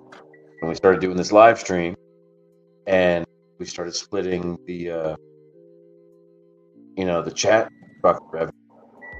But guess what the name of the chat was? The name of the live stream. Damn it! What the fuck? I'll put it in the chat because I don't want to say it. Oh, I couldn't even hear you right now. What the fuck is going on? Oh, fuck me, man. It's trying to take me to a different place. I keep forgetting you're working. But yeah, so that name, we had, like, YouTube let us fucking make thousands of dollars a piece off that fucking name. And it was really strange. But then all of a sudden, everybody got woke and comedy stopped working. I'm so glad it's starting to come back. I didn't even hear anything that you said, unfortunately. Can you hear me now? I can hear you now, yeah, but like while you were talking and telling the story, I couldn't hear you. Well, basically, long story short, I'll just go ahead and say it. I heard 10,000. I heard first 1,000 on YouTube. Yeah, I heard first ruples. The first $1,000 I made on YouTube was on a live stream with my friends called Super Faggot Board. And YouTube let that happen. They were like, "It's all good. Yeah. Here's your money." Back when it was cool. Yeah. That's back when YouTube was awesome. Then everybody got woke and everything got fucking weird. It's like, dude, you don't have to fucking take offense to it. We think it's funny. Call us fucking. You don't have to watch. You don't have to click on it. You just have to see it scroll by. Yeah, You're offended by that? Without a doubt, no matter who you're making fun of, makes fun of you too. Yeah. So whatever. So have you watched all those yet or not? No. I haven't watched the first one. You're gonna love it, bro, because one of them, right? Like their whole point that they drive home over and over again by using their characters to voice it. It's super cool how they do it, right? But they keep on saying, right, like either anything's okay to make fun of or nothing is. How do you guys not see that? You know, like you can either make fun of everyone or you can make fun of no one. Yeah. It's like there's no middle ground. It's a real simple rule. I mean, to comedy, like I wrote this before in your chat earlier. The definition of comedy, at least modern Western comedy, different in every country, but in modern Western comedy, the very definition of comedy here, west of the meridian, is a forbidden act in public or a forbidden jargon in public. So that's it. And if you get offended by fucking everything that you hear and you can't fucking say a forbidden act, well, then there's no comedy. That makes this fucking, what is it? What's North Korea? Fucking North Korea.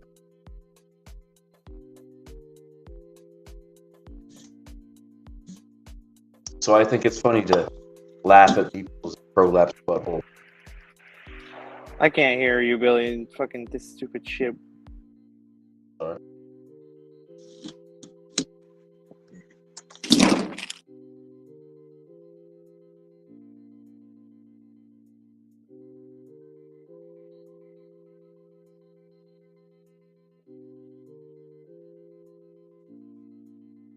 Get your work done, dude. More important.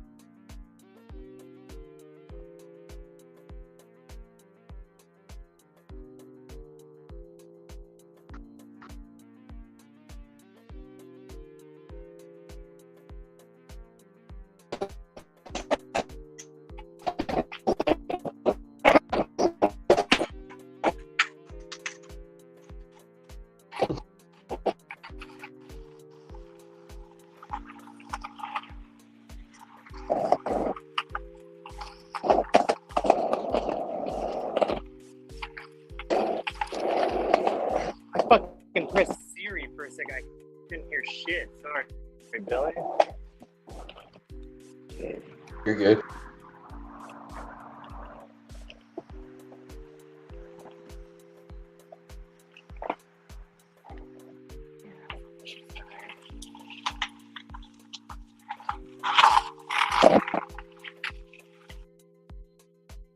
Do a kickflip.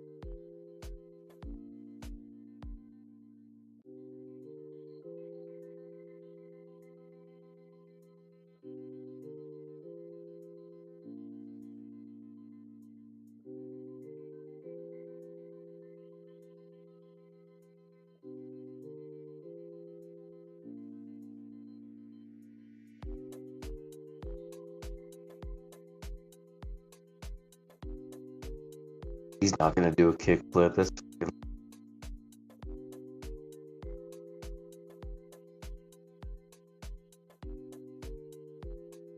When he comes back, he's gonna claim he's doing it the whole time. Doing kickflip now. Now. Now. Another one now. Double kickflip now. But he's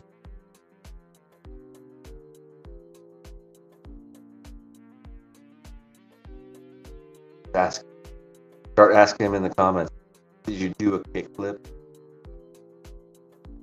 See how many people actually ask. Ask Felon if he did a kickflip.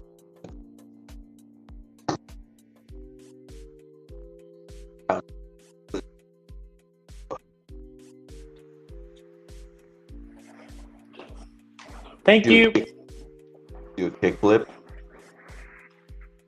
Huh? You do a kickflip? No. I actually suck at flips, but You did 70 kickflips?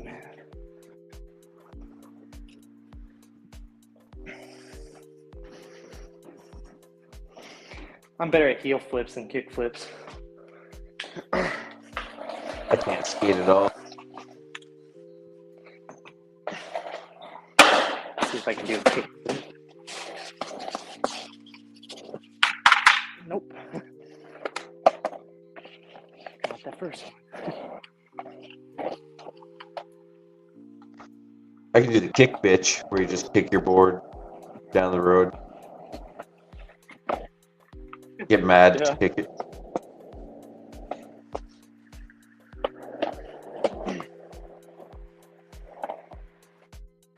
Skateboards gave me a full body bruise once.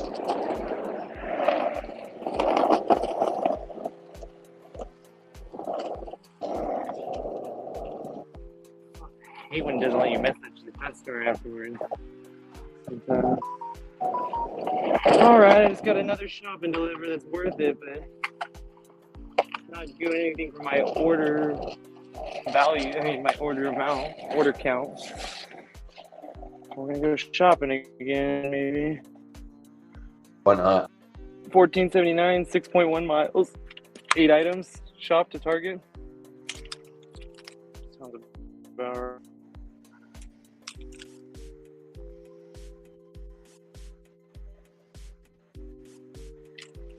Steal the Target ball. Oh, you're there. I'll be $45.99 after this. Only 3 orders.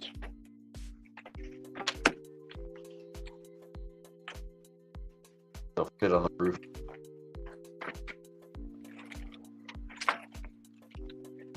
I just love how people like don't like give my like AI theory like play, you know, about how you can like affect the DoorDash AI favor because it doesn't care about the tip theory. And we're only getting like 4 offers and they're all good. I don't get bad DoorDash offers anymore because I keep denying the bad one. So that might have something to do with it.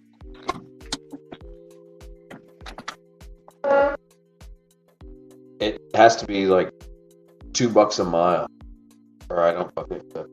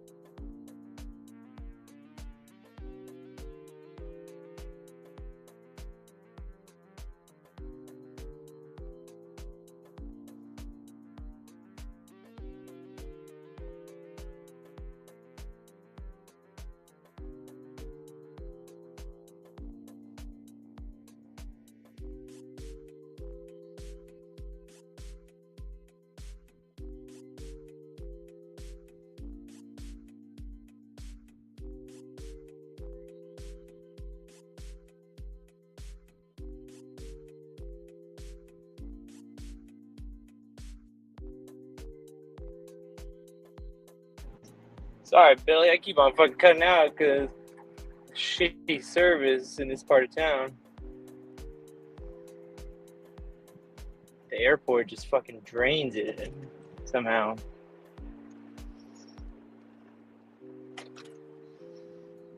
Alright, this stuff's like all either mouthwash or mouthwash, toothpaste, or deodorant, except for one item. And I think that's just plastic silverware, so should be an easy one. What's up, Billy? It's probably condoms. No, it says plastic flatware. So I'm assuming that's like knives and forks, right? Or like 9 condoms.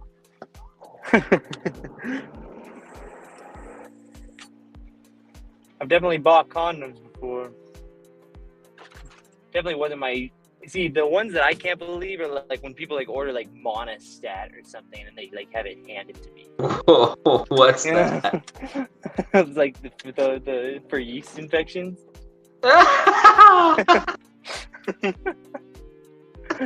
Shit like that, you know? Those ones stick out to me more than the condom ones. Help me, Nick! There's pizza dough everywhere! Pizza's rising in the oven. We need anti-yeast coagulant.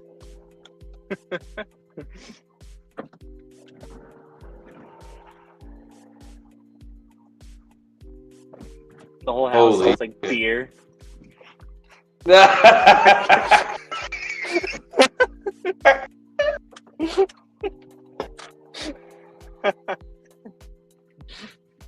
Your daughter brewing beer upstairs? No, what?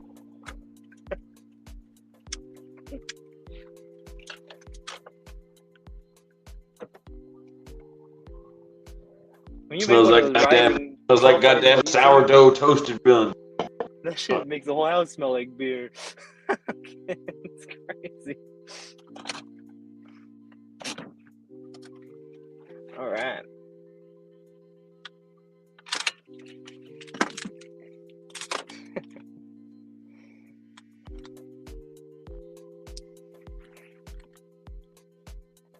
sad. I miss all your stories because of the bad connection, Dylan.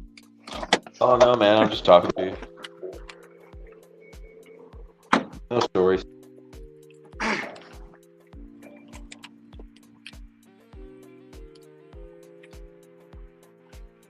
First name is the one about the 1,000 shekels that you got.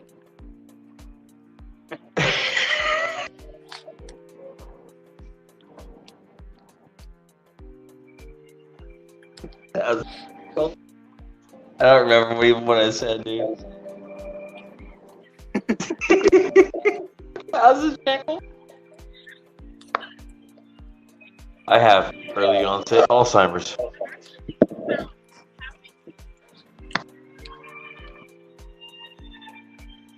Holy shit. Remember I was saying it's like crazy that this guy's like playing, like they're playing like a violin music? Yeah, tell him to shut the fuck up. Tell him that's fucking rude. With a violin. Yeah, go back outside and say shut the fuck up. Be like, that's the rudest shit you could do. I was like, just look like Asia. Just be like, does this look like Asia to you? Fucking dick.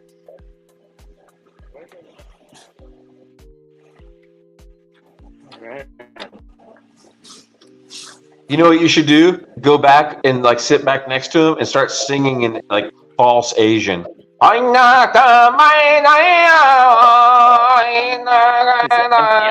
change pocket onto the floor in front of him. Yeah. Yeah. He's probably fucking from Detroit.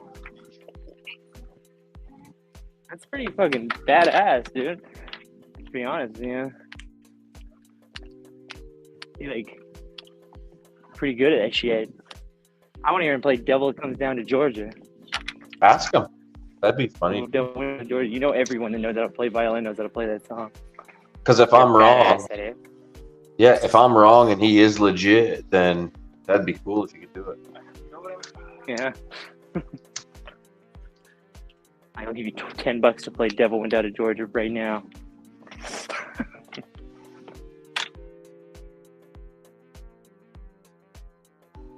Lady Speeds, here it is. That was the damnedest thing, dude. I got to China Walk. Doing the shop in the wrong order. Sorry. I just saw the deodorant, so I pulled over. So my DoorDash came up, and it said $8.50 for 1.5 miles. I was like, I'll take that. And I ended up at this fucking China Walk. I walked in, and it's one I've picked up from 3 times. Everything's always like on the mark, and usually there's this fucking young China girl that hands it to me. But today I didn't even look at the girl that handed it to me, and I bowed to her because usually the young China girl bows to me. She hands it to me, bows to me, walks away.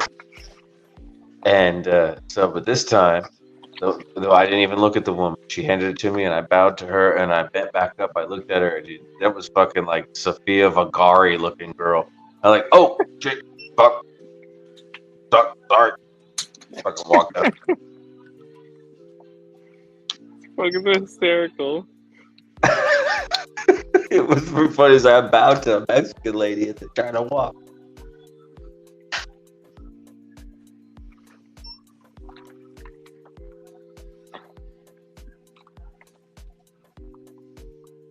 All right. Man, I found so many items already. It thinks I'm going to take 14 minutes to shop this order, but I found like over half the items, and it's only been 2 minutes. That's why I make a killing off these shopping orders.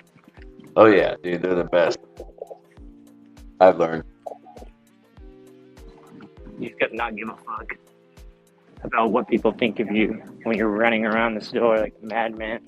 Oh yeah, the worst is at the register though, man. Some fucking cashiers, because I don't know, like DoorDash, for instance, you're doing shop orders for DoorDash. It's like you must go through the checkout line. You cannot self-checkout. You must get your shit scanned. So you scan your fucking phone and shit. And these motherfuckers like, oh yeah, we know you guys. Like, fucking what? Just tag the shit already. Yeah, it's a pain in the ass when they make you go through a specific check stand or something like that. They treat you a little different if they know your DoorDash. Oh, They that's throw why I your shit stopped bringing my bag bro. in when I was picking up shit. Man. I notice when I'm buying stuff from Food City, they treat my items very carefully when they're bagging it. But if I go through self-checkout and I get a DoorDash scan from my phone, they tend to throw shit in the bag like it doesn't matter. Sure, that's it. Premium flatware, plastic flatware. I don't see the full pack. So I'm going to That's start not the just premium. bagging my own The shit. premium is the clear ones. Like these ones. That says premium. Those are just regular. You guys are out? Is this where it would be? Alright, thank you. Here, I'm going to do an alert in the chat right now. Everyone should bag your own shit when doing Alright, thank you. shop. Oh, bag your own shop. That's what it should be.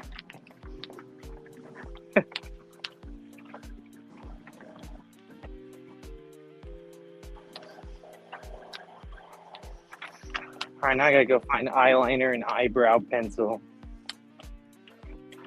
Oh, that's good. You need it. Yeah. No, you don't. But I won't tell anybody. It'll really make my eyes pop, huh? Dude, I used to, from 8th grade. In 8th grade, I started getting peach fuzz around my chin, right? So I realized, oh, it's not going to fucking be black anytime soon. So what if I shave a line in it and then fill it in with eyebrow pencil? And that's exactly what I fucking did, like a dick. And I remember seeing my 8th grade prom photos were hilarious. He was like, dude, you got a sideburn. Like, yeah, I did. Natural.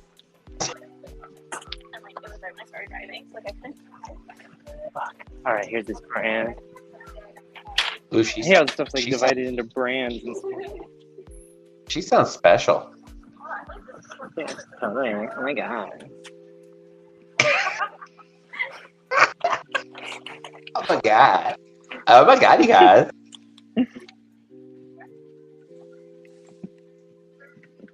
Okay, at least I found the right kind of brush. Now I gotta find the right color. I always forget there's different colors for these things. I just pick one up that looks right and just scan it. Hope I'm lucky. Like when they're what? Like when what do you mean? Like they're asked for blue, you're like, I don't know blue. Fuck you. No, I just like Not in stock. Like when it's all the different eyeliners and stuff, I just grab the first one that's like the brand and type that I need, you know, then I scan it. It's like, yeah, I do. Oh, I do that too. Scan. Yeah, I do that same thing. The black yeah. fucking eyeliner. They want the taupe one, and I'm like, oh. Scan the UPC and just hope it's fucking good enough. Yeah. Oh, that's me right there. I like to just add my own. I'm guilty of this. Are you guilty of this on DoorDash anyway? You just fucking you can't find the fucking shit, so you just make your own substitution. Yes. You're like, you know what? Make my own substitution. They wanted toenail clippers. This is toenail clippers. Fuck you. It works, bitch. God damn it. They got like all these ones that are the same exact fucking one, I swear.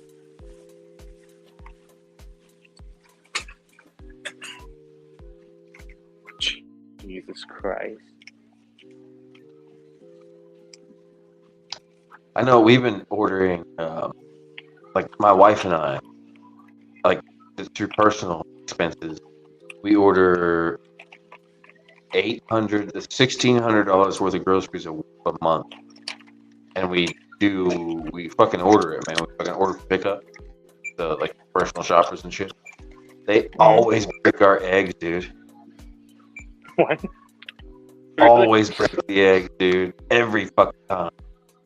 I'm always nervous to break eggs, but I never do. I didn't know there was shoppers that actually do break them. Dude, they don't even check them anymore. They just grab a carton.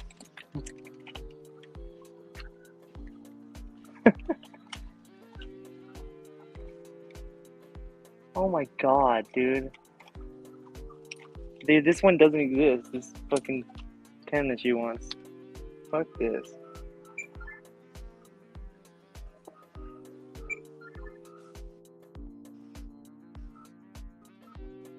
I'm nervous about eggs. I have this special drink carrier that I use for fast food. It's like one of those plastic fold down jobs, and with a handle on it. I want to find something like that for my eggs. Where it's possible to break an egg. Oh, dude, if you ever are stuck on these stupid makeup ones, look for the code, not the color, at the top. Look in the picture, and then start looking for the number, and just look down them, and just look at all the numbers, and sometimes they're like buried in there. Fuck yeah, that works. And you'll find another one. Here's one. Sucks I gotta take all these pens off the fucking aisle to get the one that I need, but oh well. Seems like a fucking flaw in the... Fuck 'em. Seems a flaw in how they stacked the shelves on this one. Not my fault. Alright, perfect. I got all the items. 10 minutes. 4 minutes to spare. Yeah, look at this stuff. Check out this one. Yeah, look at that.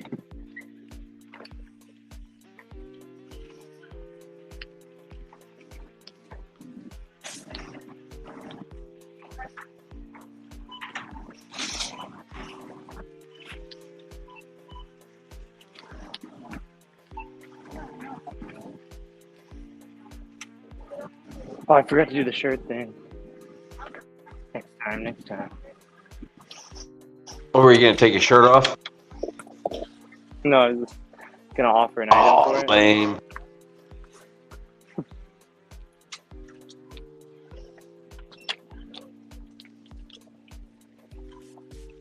Just acting like I have to have it right there. That would be a really funny fucking video, you know, crazy DoorDasher. Where you're just like, I'm on a DoorDash! Like at the checkout aisle with no shirt on, snot coming out of your fucking nose, you know, maybe picking at a scab. You know it. Come up with them crazy eyes. Start talking to the cashier about Bigfoot and shit.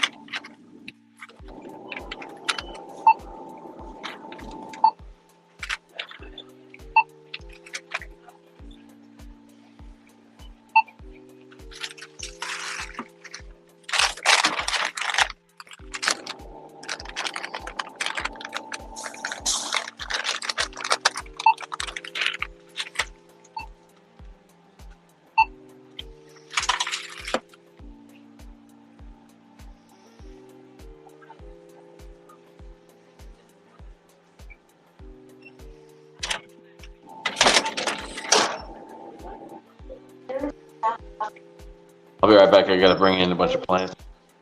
All right.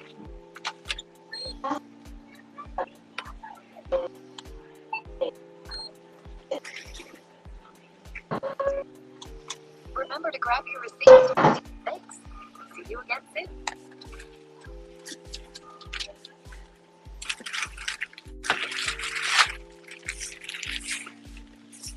Good night.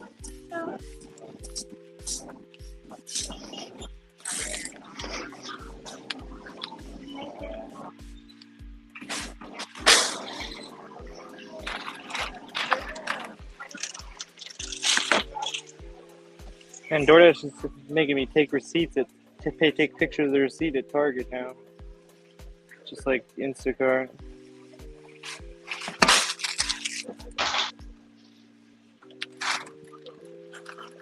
Anyone else dealing with that recently now?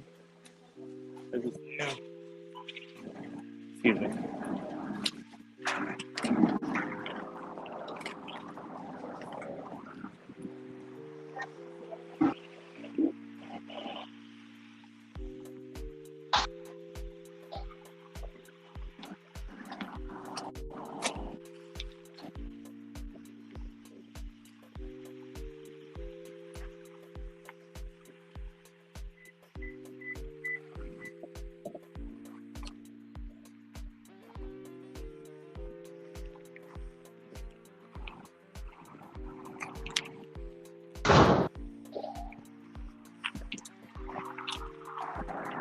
Excuse me. Check that out. Oh, you can't see it.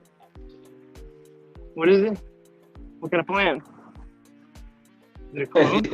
It looks pathetic. This light. Even. Is it a clone? Huh? Is it a clone? No, I wish. Oh.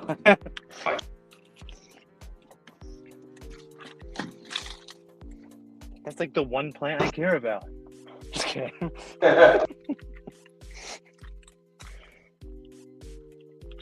Is that a bonsai tree? Yeah, dude. There's a fucking Dude, bunch I of them that are right here. I've always wanted to buy a bonsai tree, but I'm like too chicken shit because I suck at those kind of things, like keeping things together. But ever since I saw it on the Karate Kid, I wanted to have one. That's what Like, started that's it with everybody, like in the Gen X and millennials. They were like, saw the original Karate Kid. They're like, I want to do that. That's what started too. But it's kind of mystical, right? Making a little mini tree, the time it takes, all that. Exactly. And then like you get to grow it into your own shape over time by trimming the leaves, you know? Yeah, that's why. Shape Dude, of its own. I thought it would be cool to have a whole fucking studio like that, like fucking Mr. Miyagi's.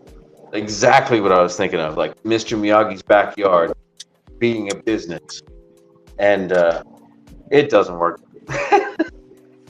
So, holy shit, it did not work. I lost so much money.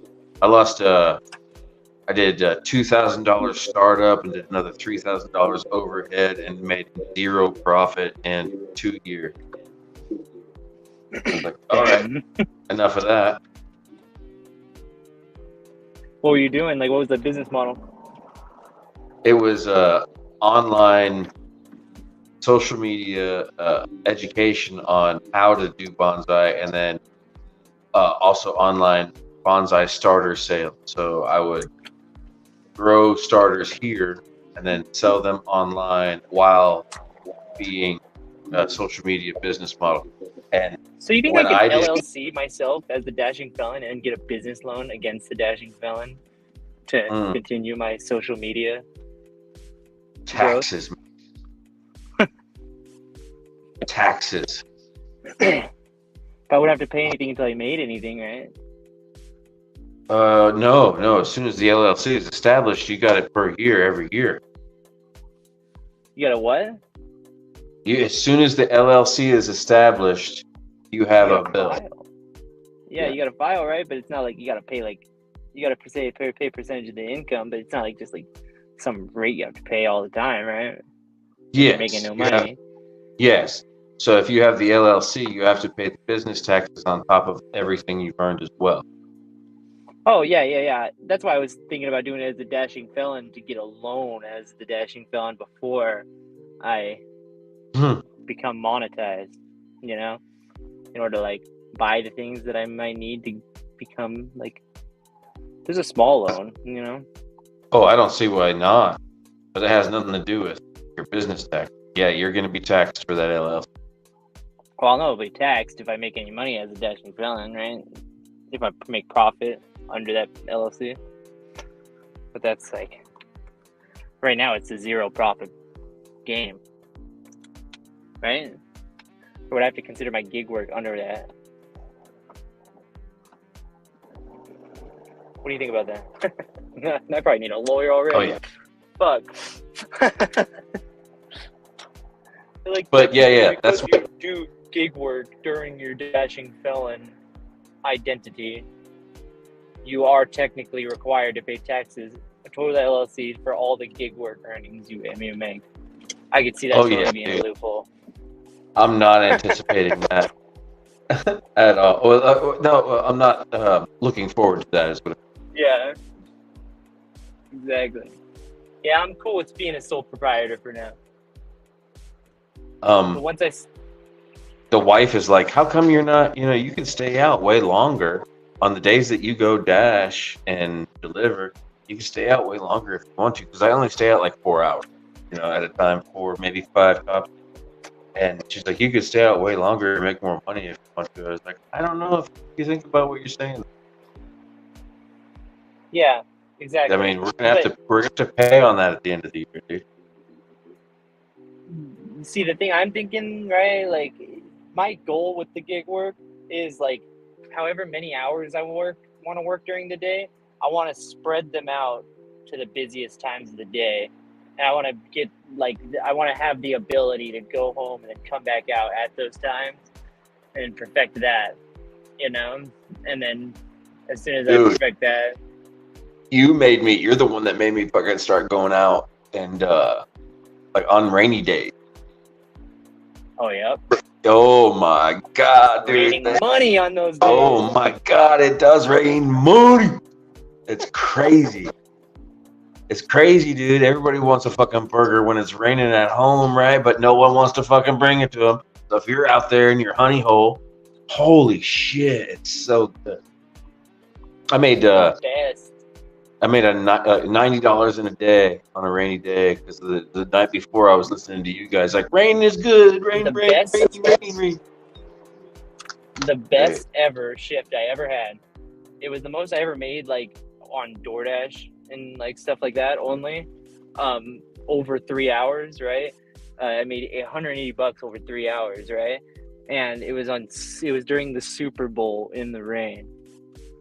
And it was the best shift ever, dude. Just all these low item, high paying alcohol shop and pay deliveries in the fucking rain, just flipping around, delivering to people watching the Super Bowl. Fucking so great, dude.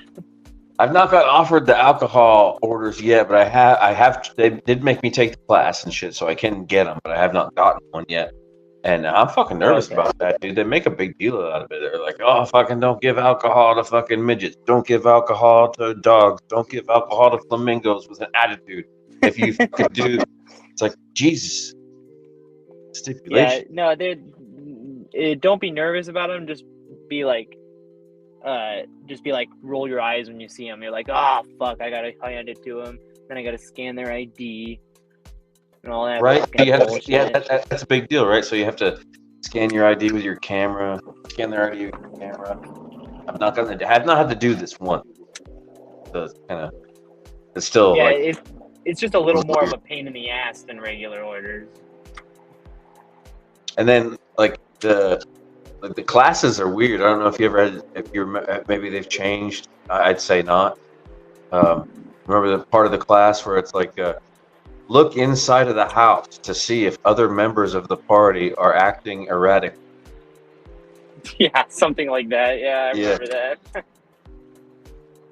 Like, what? I don't feel comfortable staring into people. What? No. Yeah, or if there's like a minor present, you're not supposed to hand it to them. That's also a stupid rule.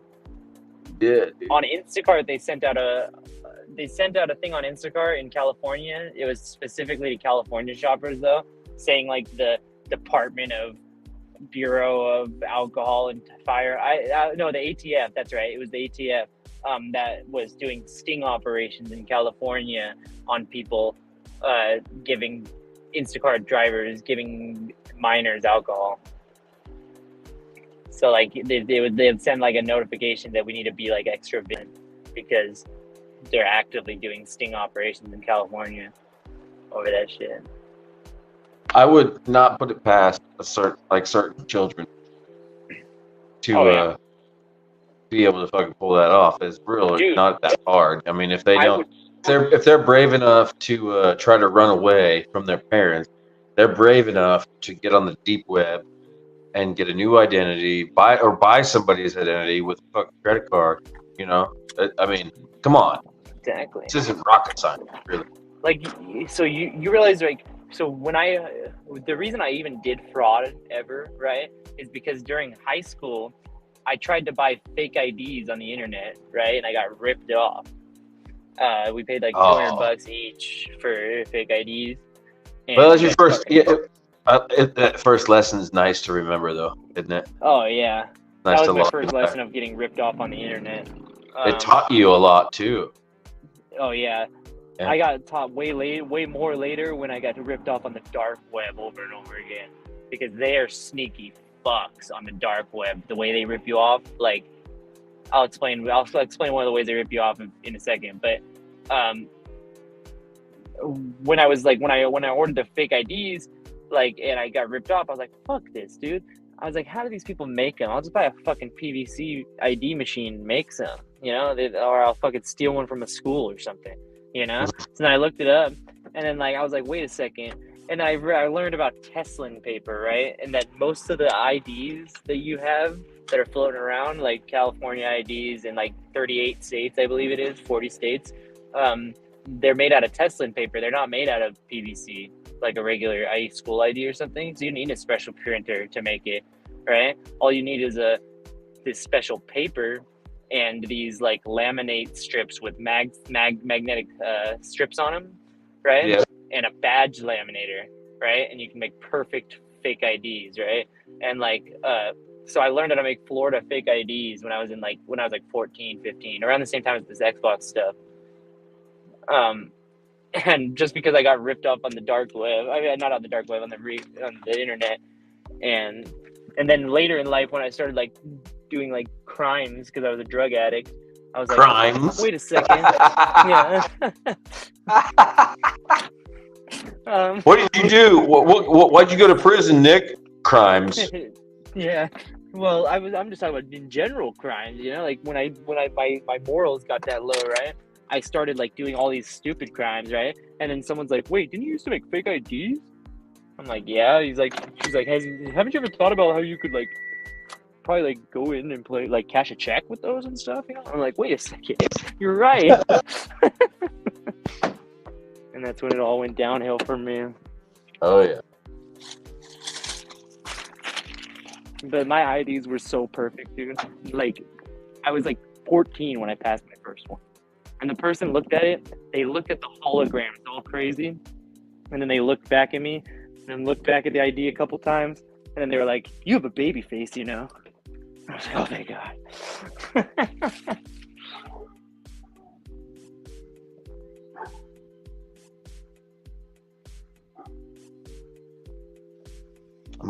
My worst charge is traffic.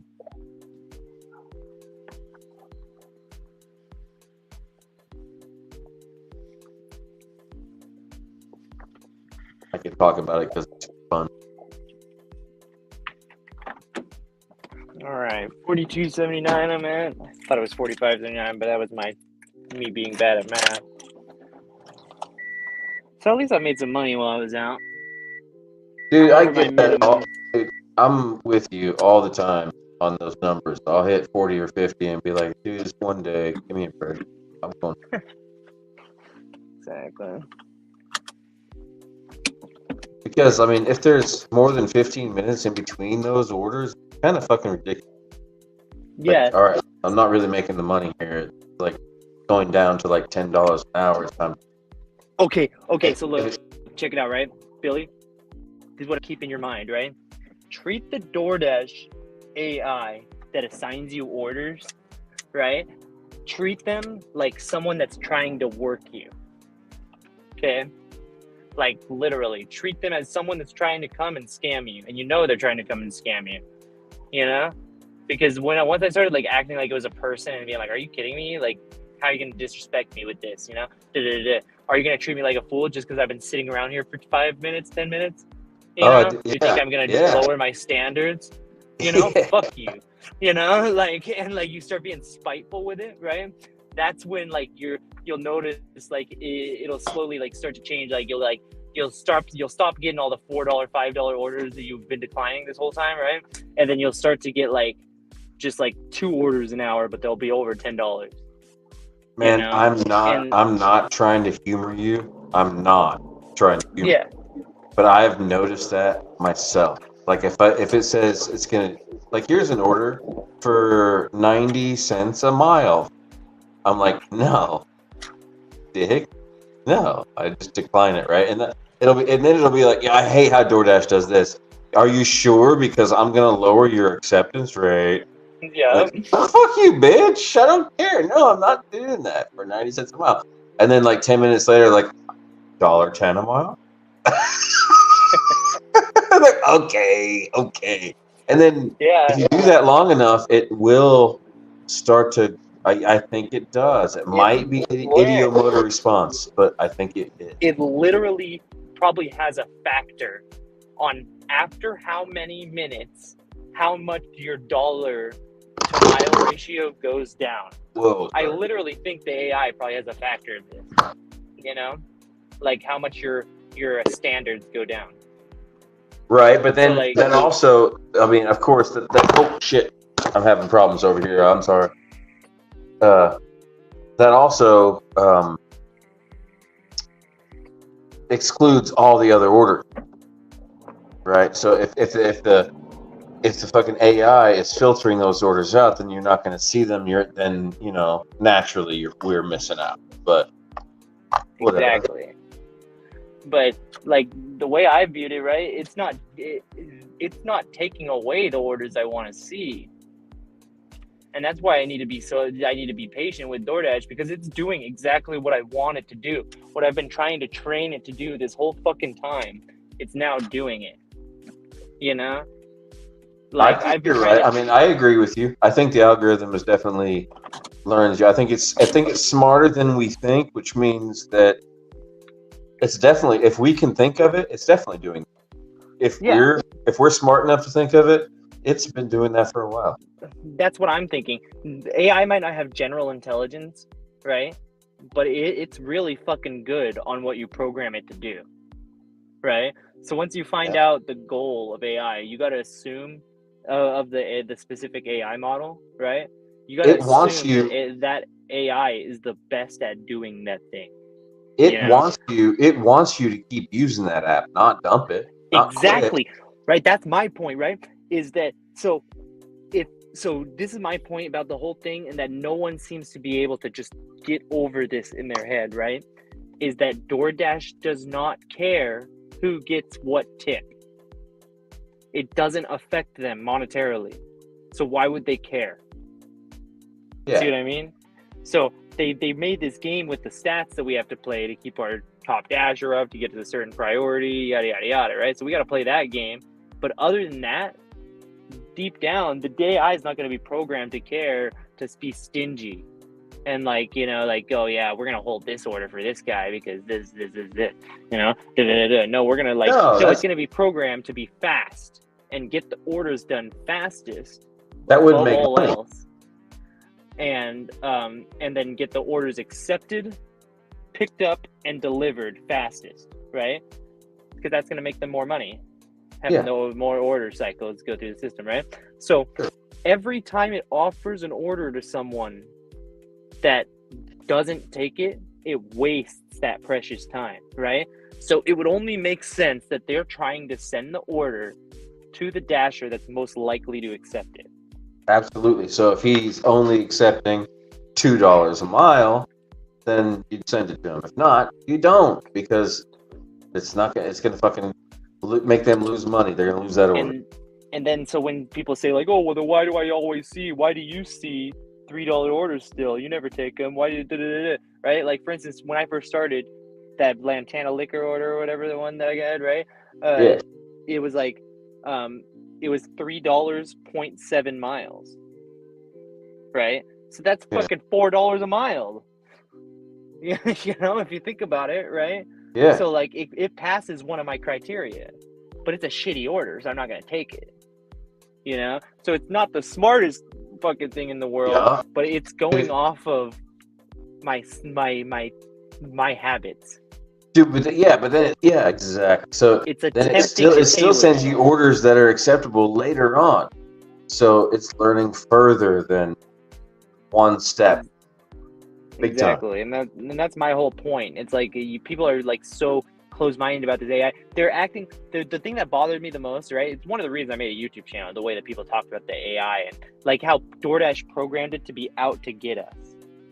You know, like the DoorDash AI is our enemy, and it's literally trying to be stingy and take all the good orders and give it to people with 100% ARs, right? And I'm like, that makes no fucking sense. The way I would think of it, if I were a computer, is someone with 100% AR and CR is going to take anything I throw at them. So I'm going to throw at them everything. I'm just going to throw at them the next order in the queue. Right, here's 20 miles for $2. Yeah, exactly. And they're going to take it, and they're going to do it because they're fucking suckers. So once you look at the AI as someone trying to con you, but what's their goal? So, like, when someone cons you, you know, if their goal isn't to take your money, it's just to get you to do something else, you know, then you might be able to work along with that con man and gain from it. You know what I mean? As long as it's not negatively impacting you. So, like, the fact that the AI's goal is not adverse to ours means that you can pattern your behavior. Oh yeah, dude, I love working with it. I love working with it like that. I mean, it's basically trying to fucking manipulate you, so you just fucking use that. Use that to your advantage. I can't wait to have an Optimus, man. 15 grand. You know we're gonna have one.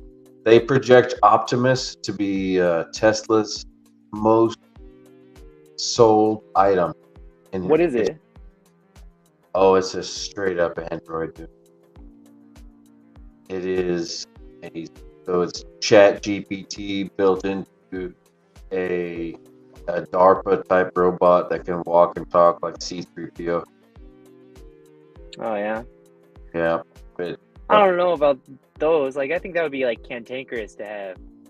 Yeah. Well, it like, depends on what. I don't know, man. I'm getting old. Like I noticed my left knee's starting to fucking fuck up, and my right elbow's been blown out for like a year. It's like, dude, I'd like Optimus. I'd like a motherfucker to help me lift this sheetrock and this and that shit. Oh, okay, like that kind of stuff. Yeah. See, I feel like they're gonna make like.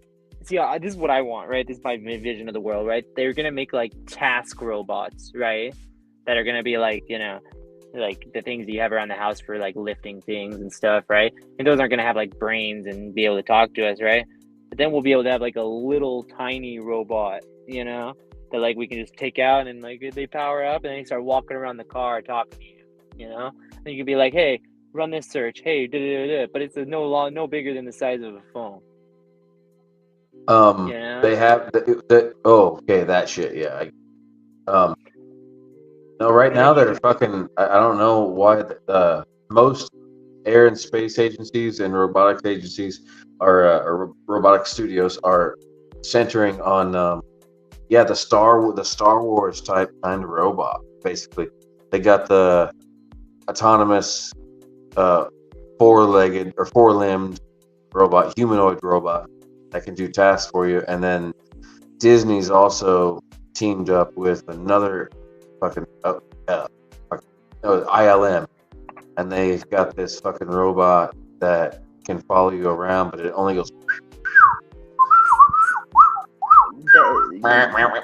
AI, the rise of AI is one of the reasons why I solidified into the lawyer field, because I don't believe that AI could possibly take lawyers away.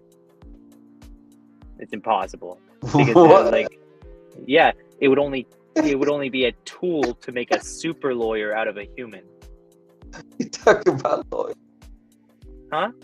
What does robots got to do with lawyers?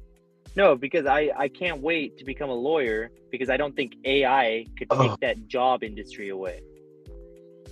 Do you understand what I'm saying? AI and robots can't take that job industry away, because you need a human in the courtroom to represent to the jurors the complex legal thing that the AI came up with, right? Dude. Or to give to the judge, that complex legal thing, right? So like now with AI and ChatGPT, especially the lawyer version of ChatGPT, you can use the ChatGPT to look up your case law as your paralegal.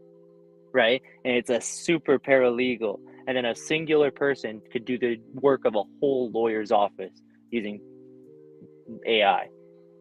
See So what I mean? what if you wrote an app to just try a case? Yeah, you could probably do that eventually, right? But that would be like 100 years from now when we disband the juror system and have 12 AI on the panel instead, so there's no humans to interact with in the Oh courtroom. man, You dude. see what I mean? Dude, there's a couple movies like that are fucking I know, horrible. and that would be terrible. That would be like fucking Atlas Shrugged, but like the super liberal lockdown version. Dude, one I can't remember what it was, but I think it was a series show where this guy just ends up in a concrete block, doesn't know what's going on, and there's a fucking flat screen on the wall, concreted into the wall, and he's there for years before this fucking screen comes on, and it's his trial. So horrifying. Dude, I told you my plan on becoming a lawyer, right? I figured out that so felons can take the bar in California, right? I knew that. I found that out in prison. That's when I first started Yeah. thinking about it. You should try to get Joe Exotic out of jail. Dude, I'm telling you, right? I can become a lawyer in California without going to any college or law school.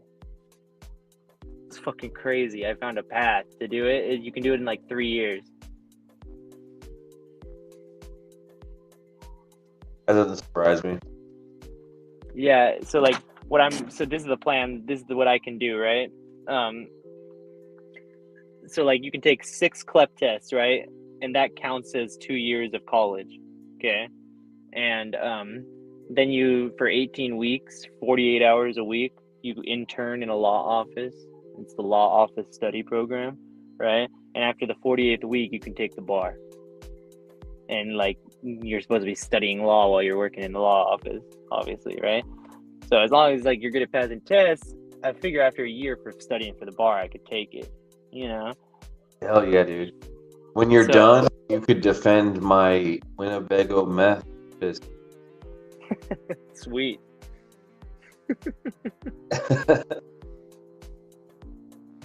But yeah, I've always wanted to be a lawyer. I thought it'd be a really good one. But after I went to prison, not I a was bad like, idea. man, No aspirations are a bad idea. Don't let anybody tell you they are. If somebody ever discourages you from what you think is a good idea, then oh yeah, then they're jealous of it and they're fucking just trying to take you down. And don't fucking go they're for just it. hateful people. That's it. You know. Do you But think yeah, if it's a bad idea, the only way you should ever have to find out is by your own action. If someone ever tells you it's a bad idea and then it turns out to be a bad idea, fuck, that doesn't mean they're smart. Fuck that motherfucker, they sabotage. yeah. Certain situations, I'd say yeah. But I use people as sounding boards with ideas too. But I don't take one person as fact. I listen. Yeah, let me tell you what. Now that you can hear my voice, I listened to you past couple of days that you've been back on the live streams there talking to Red about, and then trying to convince her of different things. Like you and Red are funny. You're trying to convince her of like certain things that she doesn't quite understand. So you take you're patient enough to try to understand, like make her understand these things. And then she'll be like, no. But what about this? And you're like, no.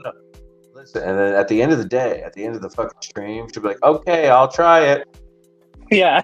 You were fucking so patient the whole time trying to fucking make her understand why she should try it at least.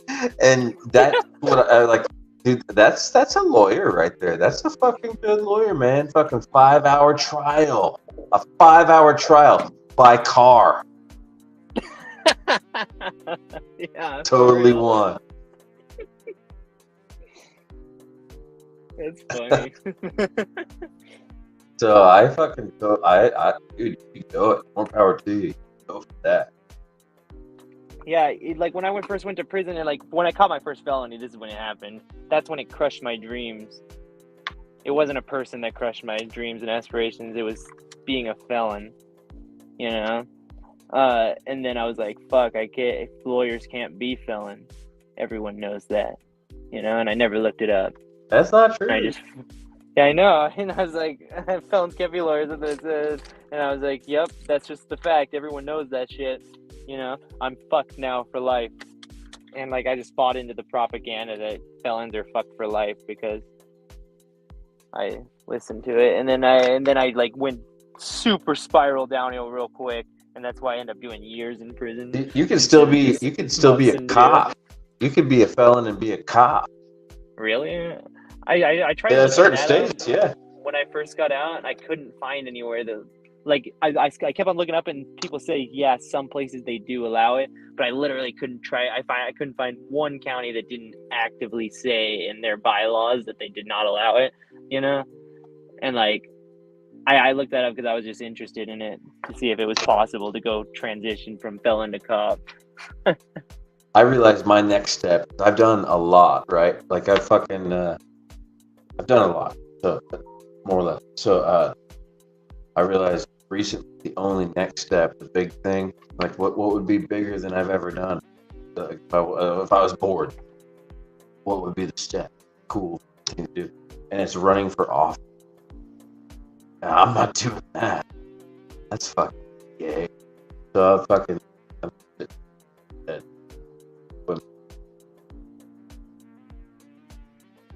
Could run for local office, I would fucking have it in a heartbeat. Because no one does. But Jesus Christ, who wants to be a politician? That's a no.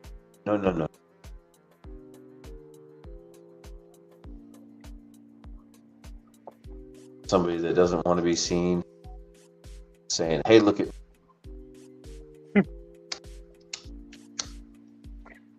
Yeah, man. I've always been a salesman too. That's where I got the patiently teaching people, like.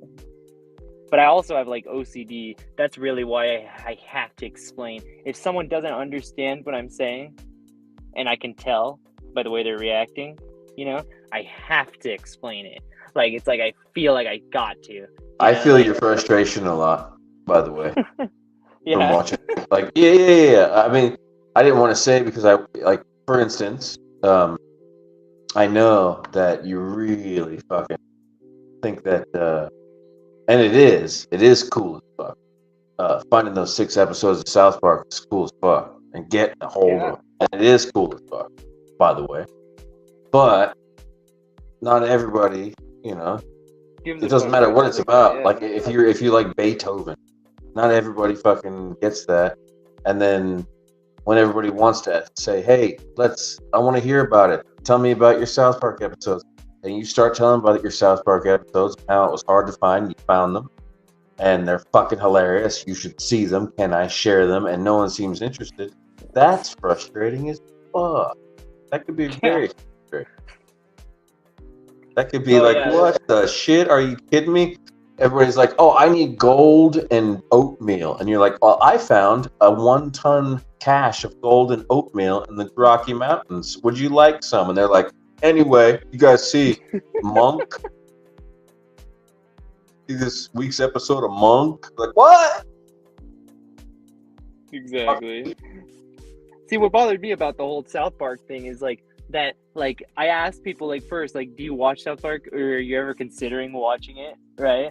And then they're like, yeah, I like it, you know? I'm like, all right, well, if you're planning on watching him, you know, you should know that you're not going to be able to find, like, 6 episodes. You know, it's impossible to find him. 5 episodes now, actually. Not 6, I keep on saying 6. 5 episodes, you're not going to be able to find them. And so I made a Dropbox because I couldn't even find them, and I'm good with computers. You know, this is how big of a. Oh, go ahead. Sorry, I'm sorry. No. I was finished. That's why I said da. And then so I'm like, yeah. And then they were like, oh yeah, I'm cool. I don't want that free link you're just gonna pass me for free that I'm gonna download. You know, and then I'm like, what? What is wrong with you? You know, I'm like telling you, this might never be. You might never get this opportunity ever again in your whole life, and you're gonna pass it up when it's possible you might need them. That's what baffles me. This is how big of a South Park fan I am. Are you ready? Yeah. All right. The sky is blue and all the leaves are green. The sun is warm like a baked potato. I think you know exactly what I mean when I say it's a spadoinkle day. Which episode is that? I don't even recognize this song. Dude, oh, I think you're too young. I think you might be too young. No, I've seen all the episodes, but and I've seen the movies. But anyways, hang the check it out. bastard, hang him high. Have you seen Point the his fucking ass up high. It's Have you seen a the 25th wonderful anniversary day. concert? Oh my god, no! The fucking Dude, it's awesome. You need to watch it. It's on Max. All right, It's fucking sick, dude. you should. Like they have Primus there. They have like they do the theme song. Then they do like all this other shit, and they sing every single song that was ever in South Park. Like you'll love it, bro. All right, look up. All right, do me a favor. You'll really love me for this because I can tell you don't know what it is. Cannibal the Musical. Okay. It was Trey Parker and Matt Stone's first stage Oh writing, no, I haven't seen this. No, I've heard about it though. Okay. and Yeah. it's all about. It's a musical about the Donner Party. No way. Yeah. Fucking fun. Fuck, I used to live right next to Donner Pass, dude. I've read that. I read the book. Dude, I won't. I mean, you can't get any spoilers from them because you can't do the comedy the way that they can do it. So that's that's the beauty about talking about Trey Parker and Matt Stone projects. But one part in that movie I gotta tell you about is so funny, dude. He's like, "I need you to go over that mountaintop and see how far it is to the next pass." He's like, "Okay." Dude goes up to the mountaintop, comes back down, and everybody's like in pieces, like chopped up into pieces, blood everywhere. And it's Trey Parker. He's just like looking around. And he goes, "What are you guys doing?"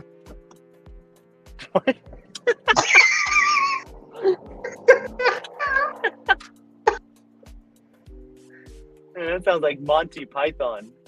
Like, why are you guys chopped up? What are you doing? This is dumb. You like that movie, right? It's got to be one of your favorite movies. Oh, I love Monty Python and the Python. Holy Grail. Well, I'm kind of pick and choosy about Monty Python these days. Have you seen the Holy Grail though? Oh yeah, many times. Best fucking movie ever, dude. Problem with Monty Python is some of their movies hold up and some of them don't. No, I agree. I don't like the Flying Circus anymore. I used to like it, all their stuff. Yeah. And some of it just doesn't age well. But Monty Python and the Holy Grail, that shit'll never be not funny. To me. It works so good. I love the fucking the bunny in the cave. I always fuck with the kids. Every time anyone ever mentions anything about a bird, I think about the first fucking thing the first conversation they have about the African or European swallow. Yeah. Well, then again, African swallows are non-migratory, so they couldn't have carried the coconut. You're like, where'd you get the coconuts? I try to keep the Goonies t-shirts, like novelty t-shirts. I try to keep a Goonies t-shirt in my closet and then a Monty Python t-shirt in my closet at all times. Oh yeah. And usually the ones that are always available, they're always "'Tis but a flesh wound" or African or European swallow. Oh my god. The last one was my favorite, and I have no idea where it was. And it was a play on word, where it was the witch with the word. You know, she's a witch. Burn her. Word on her. The carrot for a nose. But she had. That's my favorite line from that is in that fucking bit, dude. Yeah. But it was her. Rocks. The shirt was rough though, bro. It was her with her mouth open, and it had jizz on her mouth, and it said African swallow. Oh wow, that's really Yeah, that's outrageous. it But was that, a great shirt. I loved it so much, but it disappeared. I don't think my wife. I don't think my wife liked it so much. I can imagine. Oh wait, they closed these doors? I don't know if they're closed yet though. Fuck. I'm just gonna go park on the other side just to be safe. I got a Vaughn's order and then I got an add-on right after, so I got like a $20 18-item shop right now that I'm gonna do. They're probably gonna stop after. Fuck it. At least I got some orders in. That's $60, right? Yep. That seems like a good stopping point. 60s being my. I mean, I just started, like you, as you know, I just started, and 60 seems to be my average. Can't seem to get above it, but I only have so much time, you know. What the fuck am I gonna do? Yeah, no, that I make usually $60 a shift about because I only work 3-hour shifts. You know, like Yeah, same 3, I 4. make like between 60 and $75 an hour. I mean, in that shift, and then I'm good. Unless it's raining and I like have a wild hair at my ass or something, I'll keep going. That's why I made like 80 or 90 before, but yeah, those rainy days you guys told me about. I'm happy with this because double shop to end it, so that's cool. And I know this store really well. But what was I about to say right now? I have something about the. Forget it. I did.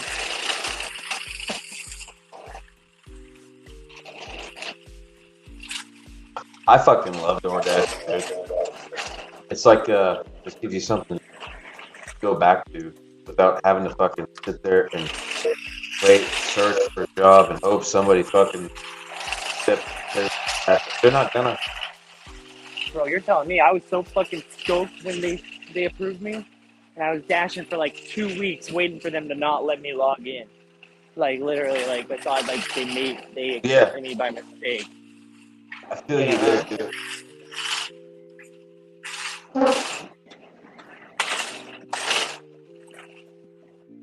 Like still to this day, I feel like it's gonna happen on Instacart again.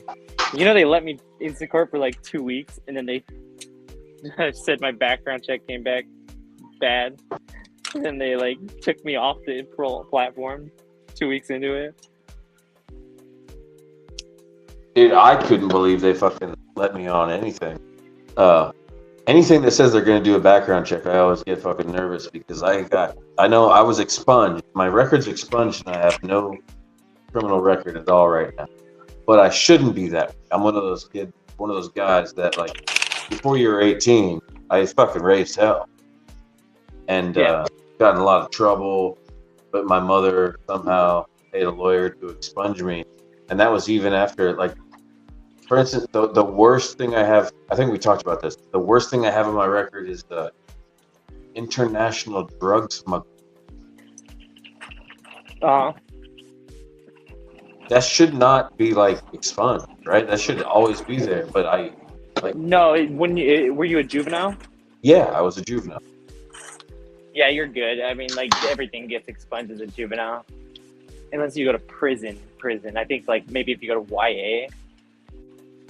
It might be a shit difference, but even when you're an adult, you can get everything expunged after 7 years. I had a joint in my shoe. Unless you go to prison. Detroit Metro, which is a customs airport, and they fucking hit me. But then, I remember my mother fucking having a fucking court case. I had to come to there. I didn't have any idea what the fuck it was. That's how much of a little douchebag I was. Like, I don't fucking know why I'm here, whatever. And then I got married, had kids, and then went to a gun show, tried to buy a gun. And when I fucking threw the money down for that gun, they made a phone call or something on some fucking weird goddamn satellite phone. And he's like, "Yep, it's yours." And they sold me the gun. Like, well, goddamn. I'm legal. Fuck. I wish I could own a gun one day. Yeah, I couldn't I don't believe think I it. can get one after I get my cert of rehabilitation.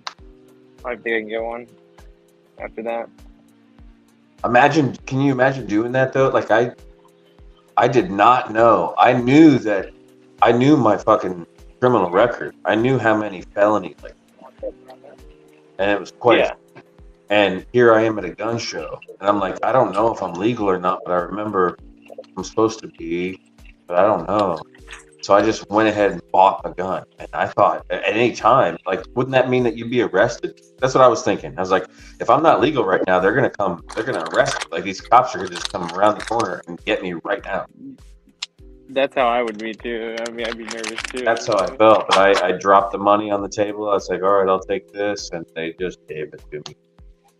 Remember how earlier I described the me going in and buying like alcohol with my ID for the first time, right? When I did that, that's how I felt. Oh right? yeah, Because no one would come with me. yeah. Oh yeah. I don't remember. Man, I don't remember that in my life. I don't remember that feeling buying alcohol for the first time. Shit. Yeah, I was fucking nervous as fuck, bro. Like her looking at that ID back and forth like that. I was like, fuck, dude, I'm gonna get arrested right here now. Oh my god, dude, that'd be so crazy. That's McLovin. Yeah, exactly. Oh, it's fucking super bad in real life. Oh god, I can't remember that happening. That's sad. I think the reason I can't remember that happening to me is because I was being supplied with alcohol earlier than I should have been. Yeah. By my family. That was my problem. I like didn't have like parents that like were cool with anything. Well, mine were too cool with it. But I know. There's like two sides to that coin. I know that. I bet it's not a good thing. It kind of. Oh, I know. It kind of just hit me like a brick wall just then. God damn, man! I can't remember the excitement of buying my own alcohol because my parents let me drink. Kind of rough. All right, I'm gonna come back for this item if they replace it.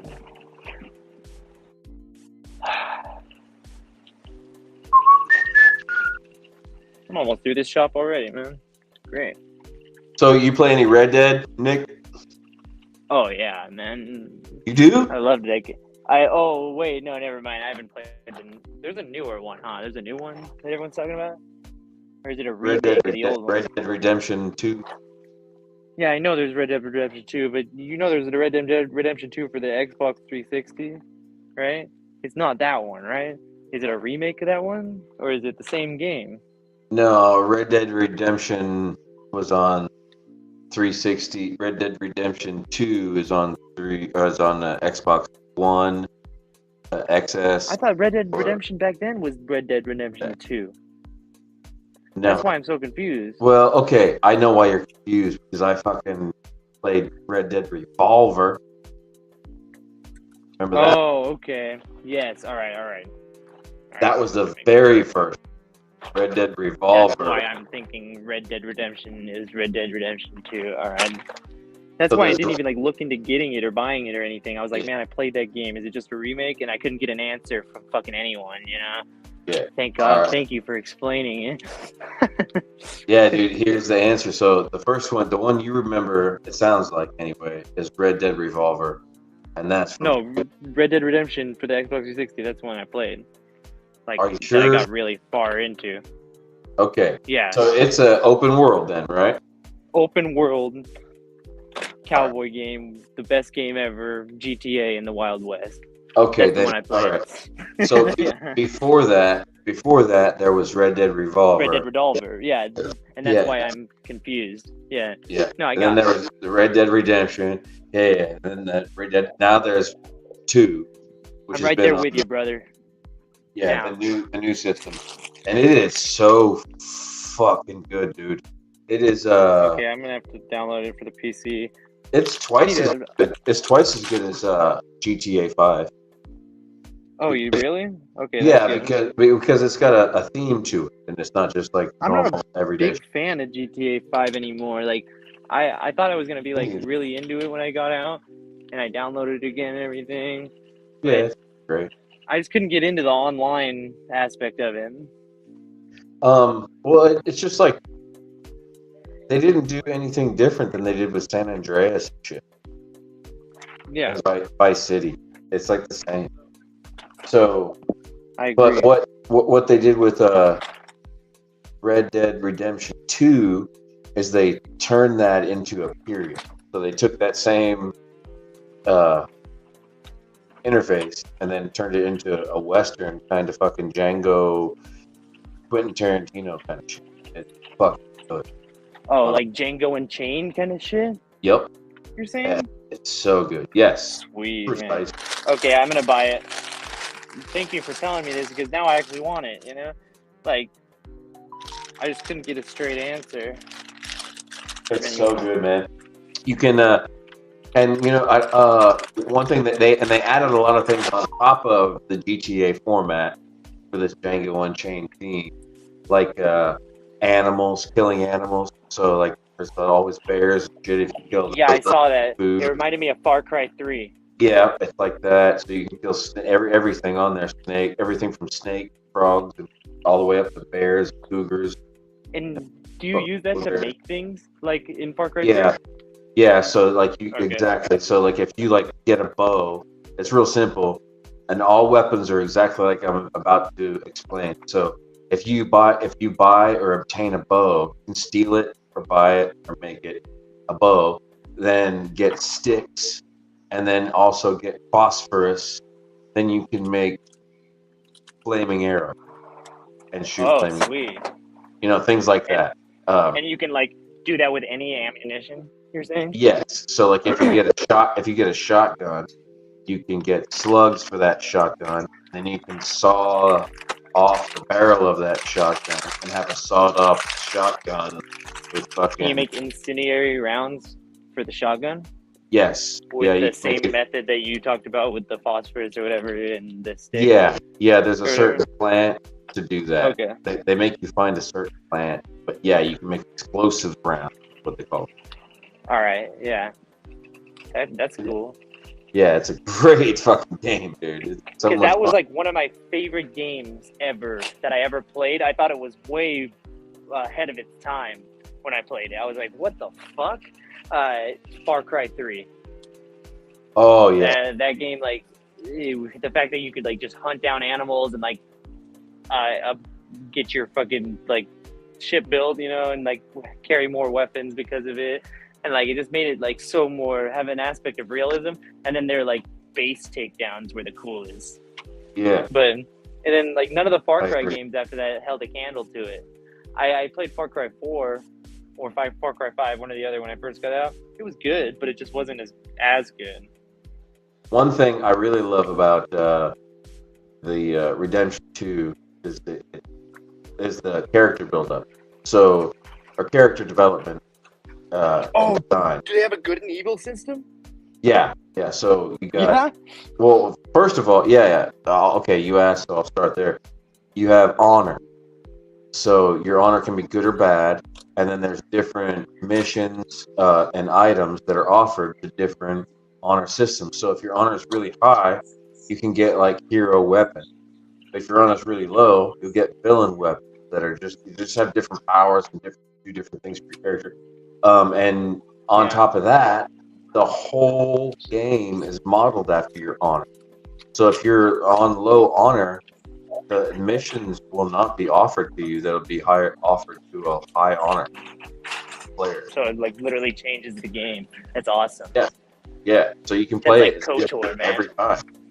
every time. So like it is all the way down to like if you hear a baby crying on the side of the road, and you stop and help it, bring it to a orphanage, then you get like 100 different missions that opened up that wouldn't have been opened up if you just passed by. It says this stuff is frozen, but I don't think it is. The cinnamon rolls, Pillsbury cinnamon rolls, you know what those are? Yeah, are they cold? They're just cold, right? They're just in a refrigerator. Well, do they feel frozen? Right? No. The Pillsbury cinnamon rolls that come in a tube. They should be fucking Are those cold, refrigerated. just refrigerated, right? Yeah, because it says frozen above it in the app. So I'm like over here in the frozen section looking for this shit. I'm like, I don't think this is frozen. No, I've they're seen these in the freezer. they're just refrigerated. Yeah, here they are. I bought them a couple times. All right, found them. Touch them to your dick. If they're cold, then they're good. You think you did it, ladies and gentlemen? And they're worth buying. Yep. Here, let me check. Yep. They're worth buying. Yep. If they made your dick retreat a little bit, they're good. All right, we are checking out.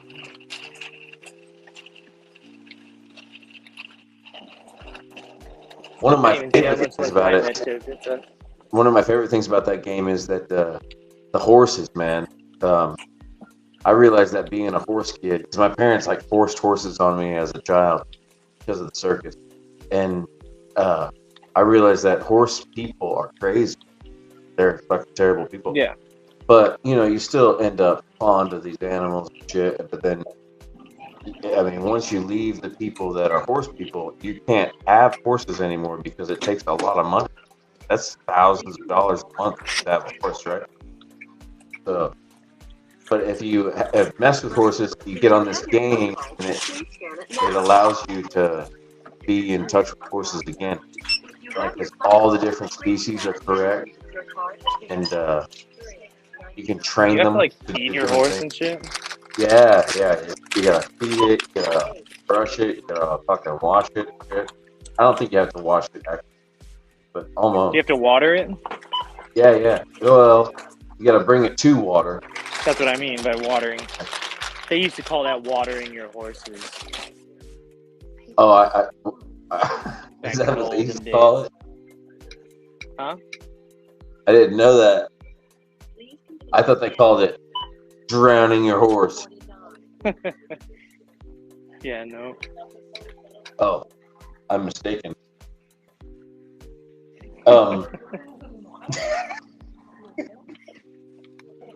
I fucking hate horses, actually.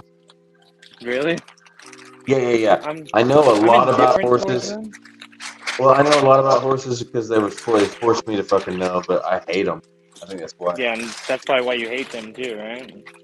That makes sense. They're skittish little dumb fucking. No, they're not little. As you know, they're quite big. But they're skittish assholes.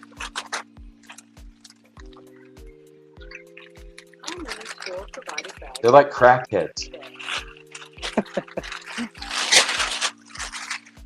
Can't move too fast around them. I lived on a ranch for like 3 months when I was a kid and rode horses for a while. It was fun. But I didn't really take them out. I didn't really take them out all that often. Be honest here with my next question. Be honest. Were they nags or were they like fresh broke?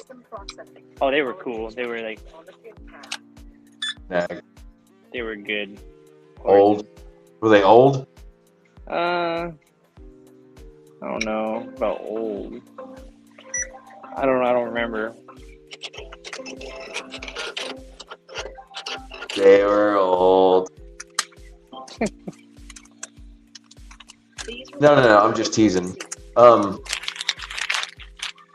gotta say, my favorite horse that I ever had was old as shit. I only liked one of the 6 horses they had, so. That was why. That's why he was my favorite horse. His name was Domino. He was a leopard Appaloosa, and that motherfucker moved about. He moved like Joe Biden.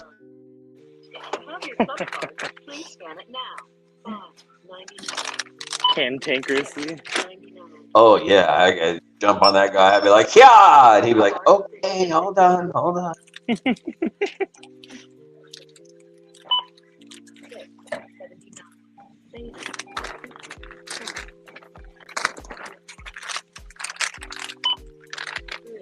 $99. Save it.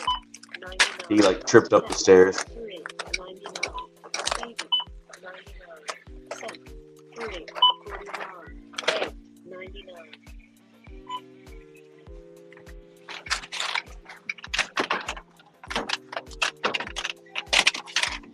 I had a John F. Kennedy horse too, man.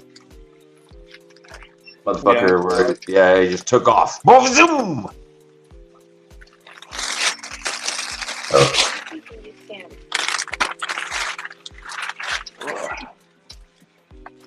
Fucking hate how this thing just keeps on yelling at you. How many bags do you need? Or please continue scanning. Or fucking all this bullshit while you're trying to figure out how many bags you need. That's why you're fucking waiting. You know? Like, I'll let you know in a second, bitch. Shut up.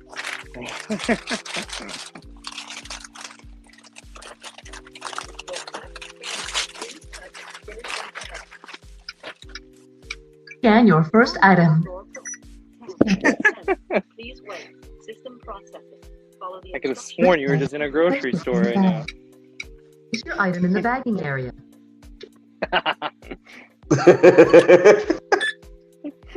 Must be placed in the bagging area. Your I'm gonna item put this as my ringtone. This song. Please wait. Is on the way. Oh,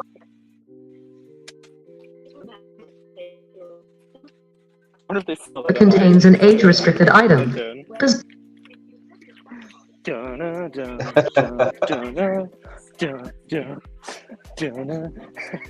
that a nationwide thing? Wait Gotta for be a assistance. nationwide thing, right? insert cash or select payment type. Insert cash or select payment type. That's the one you hear over and over again. Your frequent shopper card. Select payment type. Have you? See, the one I hear Select again is payment that type. select payment type, or I hear, how many store provided bags have you used today? How many store provided bags have you used today? And your frequent shopper card. Use pin pad to complete.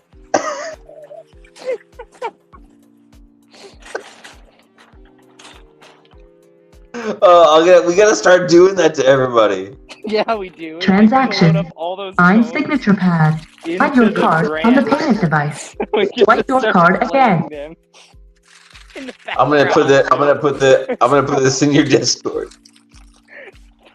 Yes, please. Is it a soundboard? Yeah, but no, it's just a recording. Okay.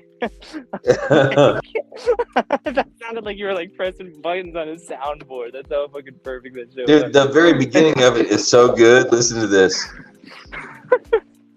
Welcome. Please scan your first item.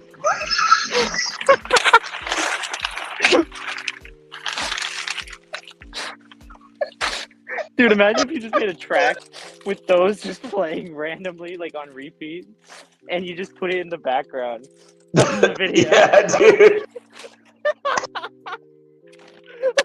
They won't know what to think. Red would lose her fucking mind. She's like, what's going on, you guys? Like, I'm freaking out.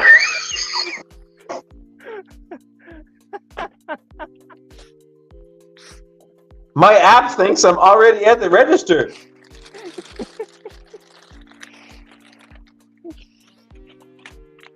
use pin pad to complete transaction. Scan your first item and place it in the bag. That was the first one that didn't sound like mine. They say bagging area. Yeah, they haven't said that in a Scan while, your first actually. items and place it into the bagging area. Fuck you.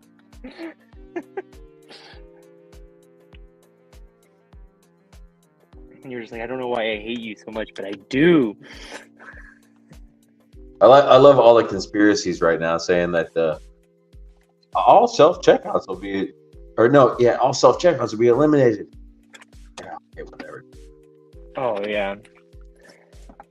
Well, what's this conspiracy about? Just in general? Yeah, in general, they're trying to create jobs to keep Joe Biden in office by eliminating self-checkout. Oh, that's weird. I haven't heard that conspiracy. I don't believe it. The thing I heard about the self-checkouts, this conspiracy, this one I do believe, is that they're trying to make regular checkouts go away and switch to completely self-checkout, so you have to do the whole job yourself. And then slowly they're just going to start like making less and less regular checkouts and more self-checkout. I fucking like that. I would like it too. Dude, I don't like the DoorDash where they make you fucking go through actual fucking checkout lines, because that's it depends on what area you're in. I'm in a really redneck, shitty area. They're real morons, and I'd rather not have to deal with them. Yeah, I used to have to deal. I used to have to go to at CVS and Vons, the two most shopping orders I did. You know, I had to go through the checkout on DoorDash until recently, and then they changed to me be able to go through the self checkout or the checkout unless there's alcohol. That's something I haven't had to do yet. It's alcohol gotta go through the register.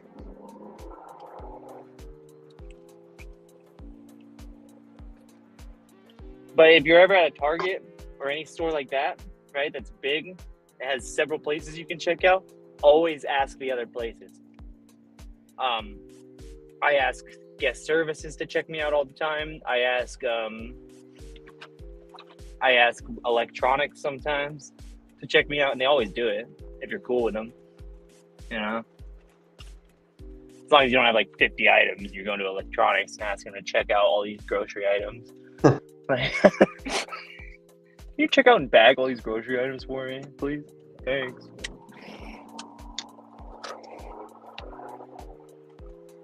I'd love to be able to fucking mimic those self-checkout voices. I thought that's what you were doing at first. Did you? Oh, fucking, I wish I was that talented. I was like, man, you got this fucking lady down packed.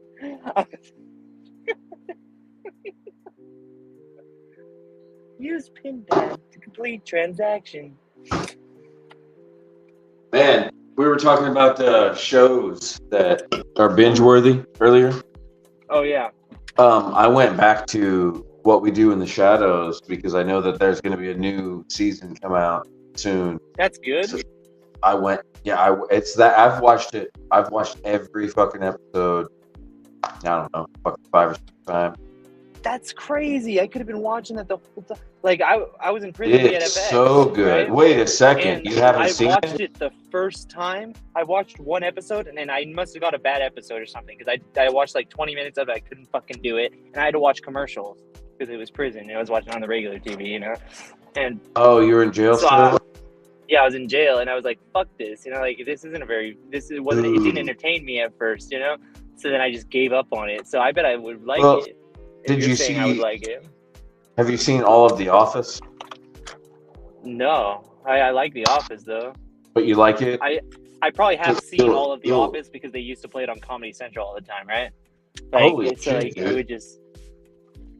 It's so fucking comedically hilarious. It's genius. It's a genius screenplay, and they break it up into so far 5 seasons, and there's going to be a 6th season coming out soon. And it's basically The Office, but with vampires. And what's wrong with it? Oh. Okay. It's like that makes sense. It's like if vampires were normal. It's so fucking funny, dude. I might have just missed the whole premise of it then. You had to. It must have went over. It must have been a bad day. Yeah, exactly. A bad day, or I wasn't paying attention. I mean, I can see that happening. The show seriously, like that could be it too. Like, I was thinking it was some bullshit show that I didn't have to pay attention to. It was just gonna be some mind bubble gum. Oh, it could be something like that. You know, it's so clever. It's like a comedic. I'm gonna give it another try. How about Trailer Park Boys? Do you like Trailer Park Boys? No, but no, you might not like it then. Seriously, I see why it's funny, Trailer Park Boys, but that one I just don't like. I just don't like any of the characters. I hate them all. For some reason. I'm not gonna lie to you. I like you, so I gotta be honest with you. I can't be biased. You might not like. I suggest you to watch one more episode of Shadows, but you don't like Trailer Park Boys, and you're a little iffy on The Office. You might not like it. No, I like The Office. It's just never something I binged later in life. You know, I just watched every episode that I could like get on live TV back when that existed. Dude.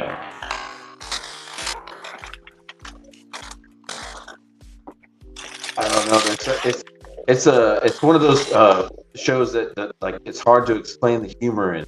I don't see a point in like trying to explain a joke in the show because I don't think I can do it justice.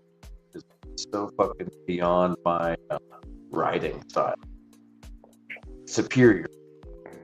I can't fucking have fun. But it's pretty Like, the way you're describing it, I'm gonna rewatch this show with a whole brand new light now. You know, like, take it seriously. Thank you. Okay. Oh. Here's one. Here's a scene I can describe accurately and make it funny. Dude, imagine this: a fucking vampire is looking at a fucking high-8 camera, digital video camera. He's like, "Tonight we drank the blood of people that were on drugs, and now I am a wizard." My AirPods died, so I gotta connect you on this other phone real quick. I'll be right back. All right, buddy.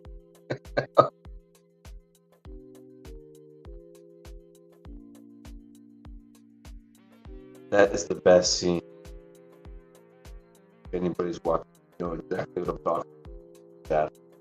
I drank the blood from people that were doing drugs, and now I'm a wizard.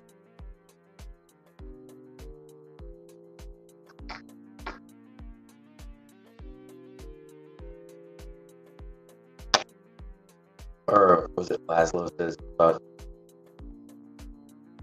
fucking Baron? He got drunk and drank a drunk person's drunk blood. Now he's drunk. Hey, somebody.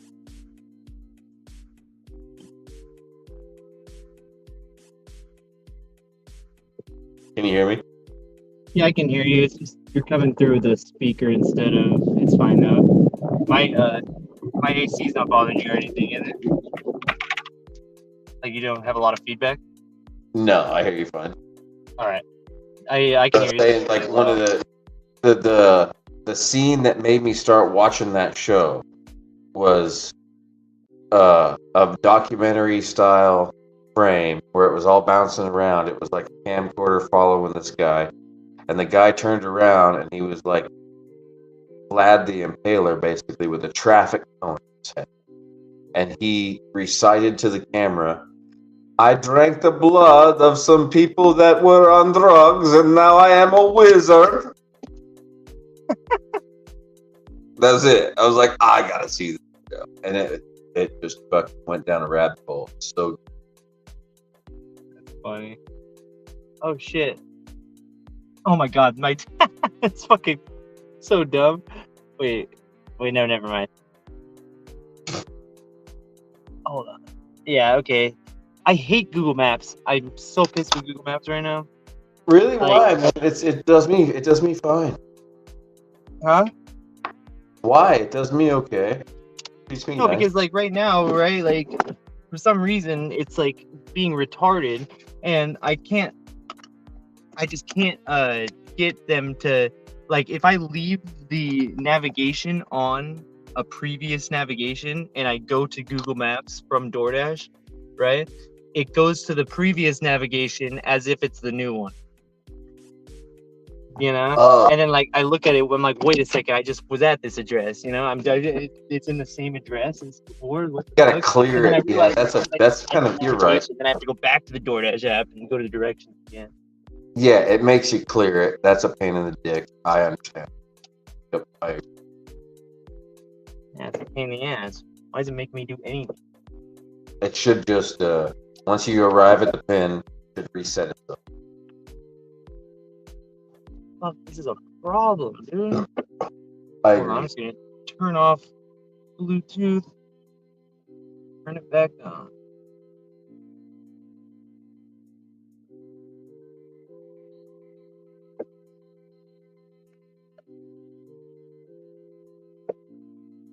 Oh wow. And it's a bomb Oh, well, taco. I can hear you semi. Just when the car is moving, I can't really hear you that well. I'm sorry. I'll have to leave soon. Heads up. Just because I'm getting tired as a dick. One second. What'd you say? I'll have to leave soon. Heads up. Oh, okay. Just 'cause Yeah, I'm getting gonna tired. end it after this anyway. So if you want to just stop now, because I can barely hear you. Yeah, right. Might as well. All right. Yeah. All right, man. Thanks for hanging out with me, man.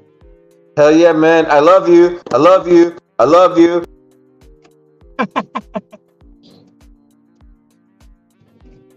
All right, to everyone else, Eddie, everyone else, thank you for watching. Thanks for everyone that kicked it with me and Billy while I did my DoorDash extravaganza. I got, I think, 5 or 6 deliveries in this shift, so maybe less. I don't know. I think 5 I did. Night, man.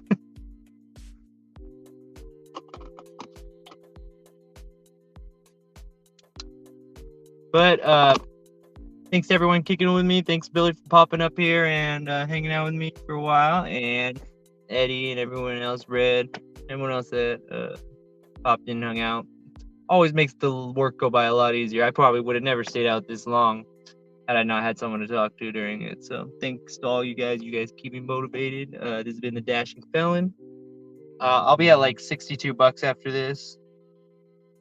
So wasn't a complete waste of time.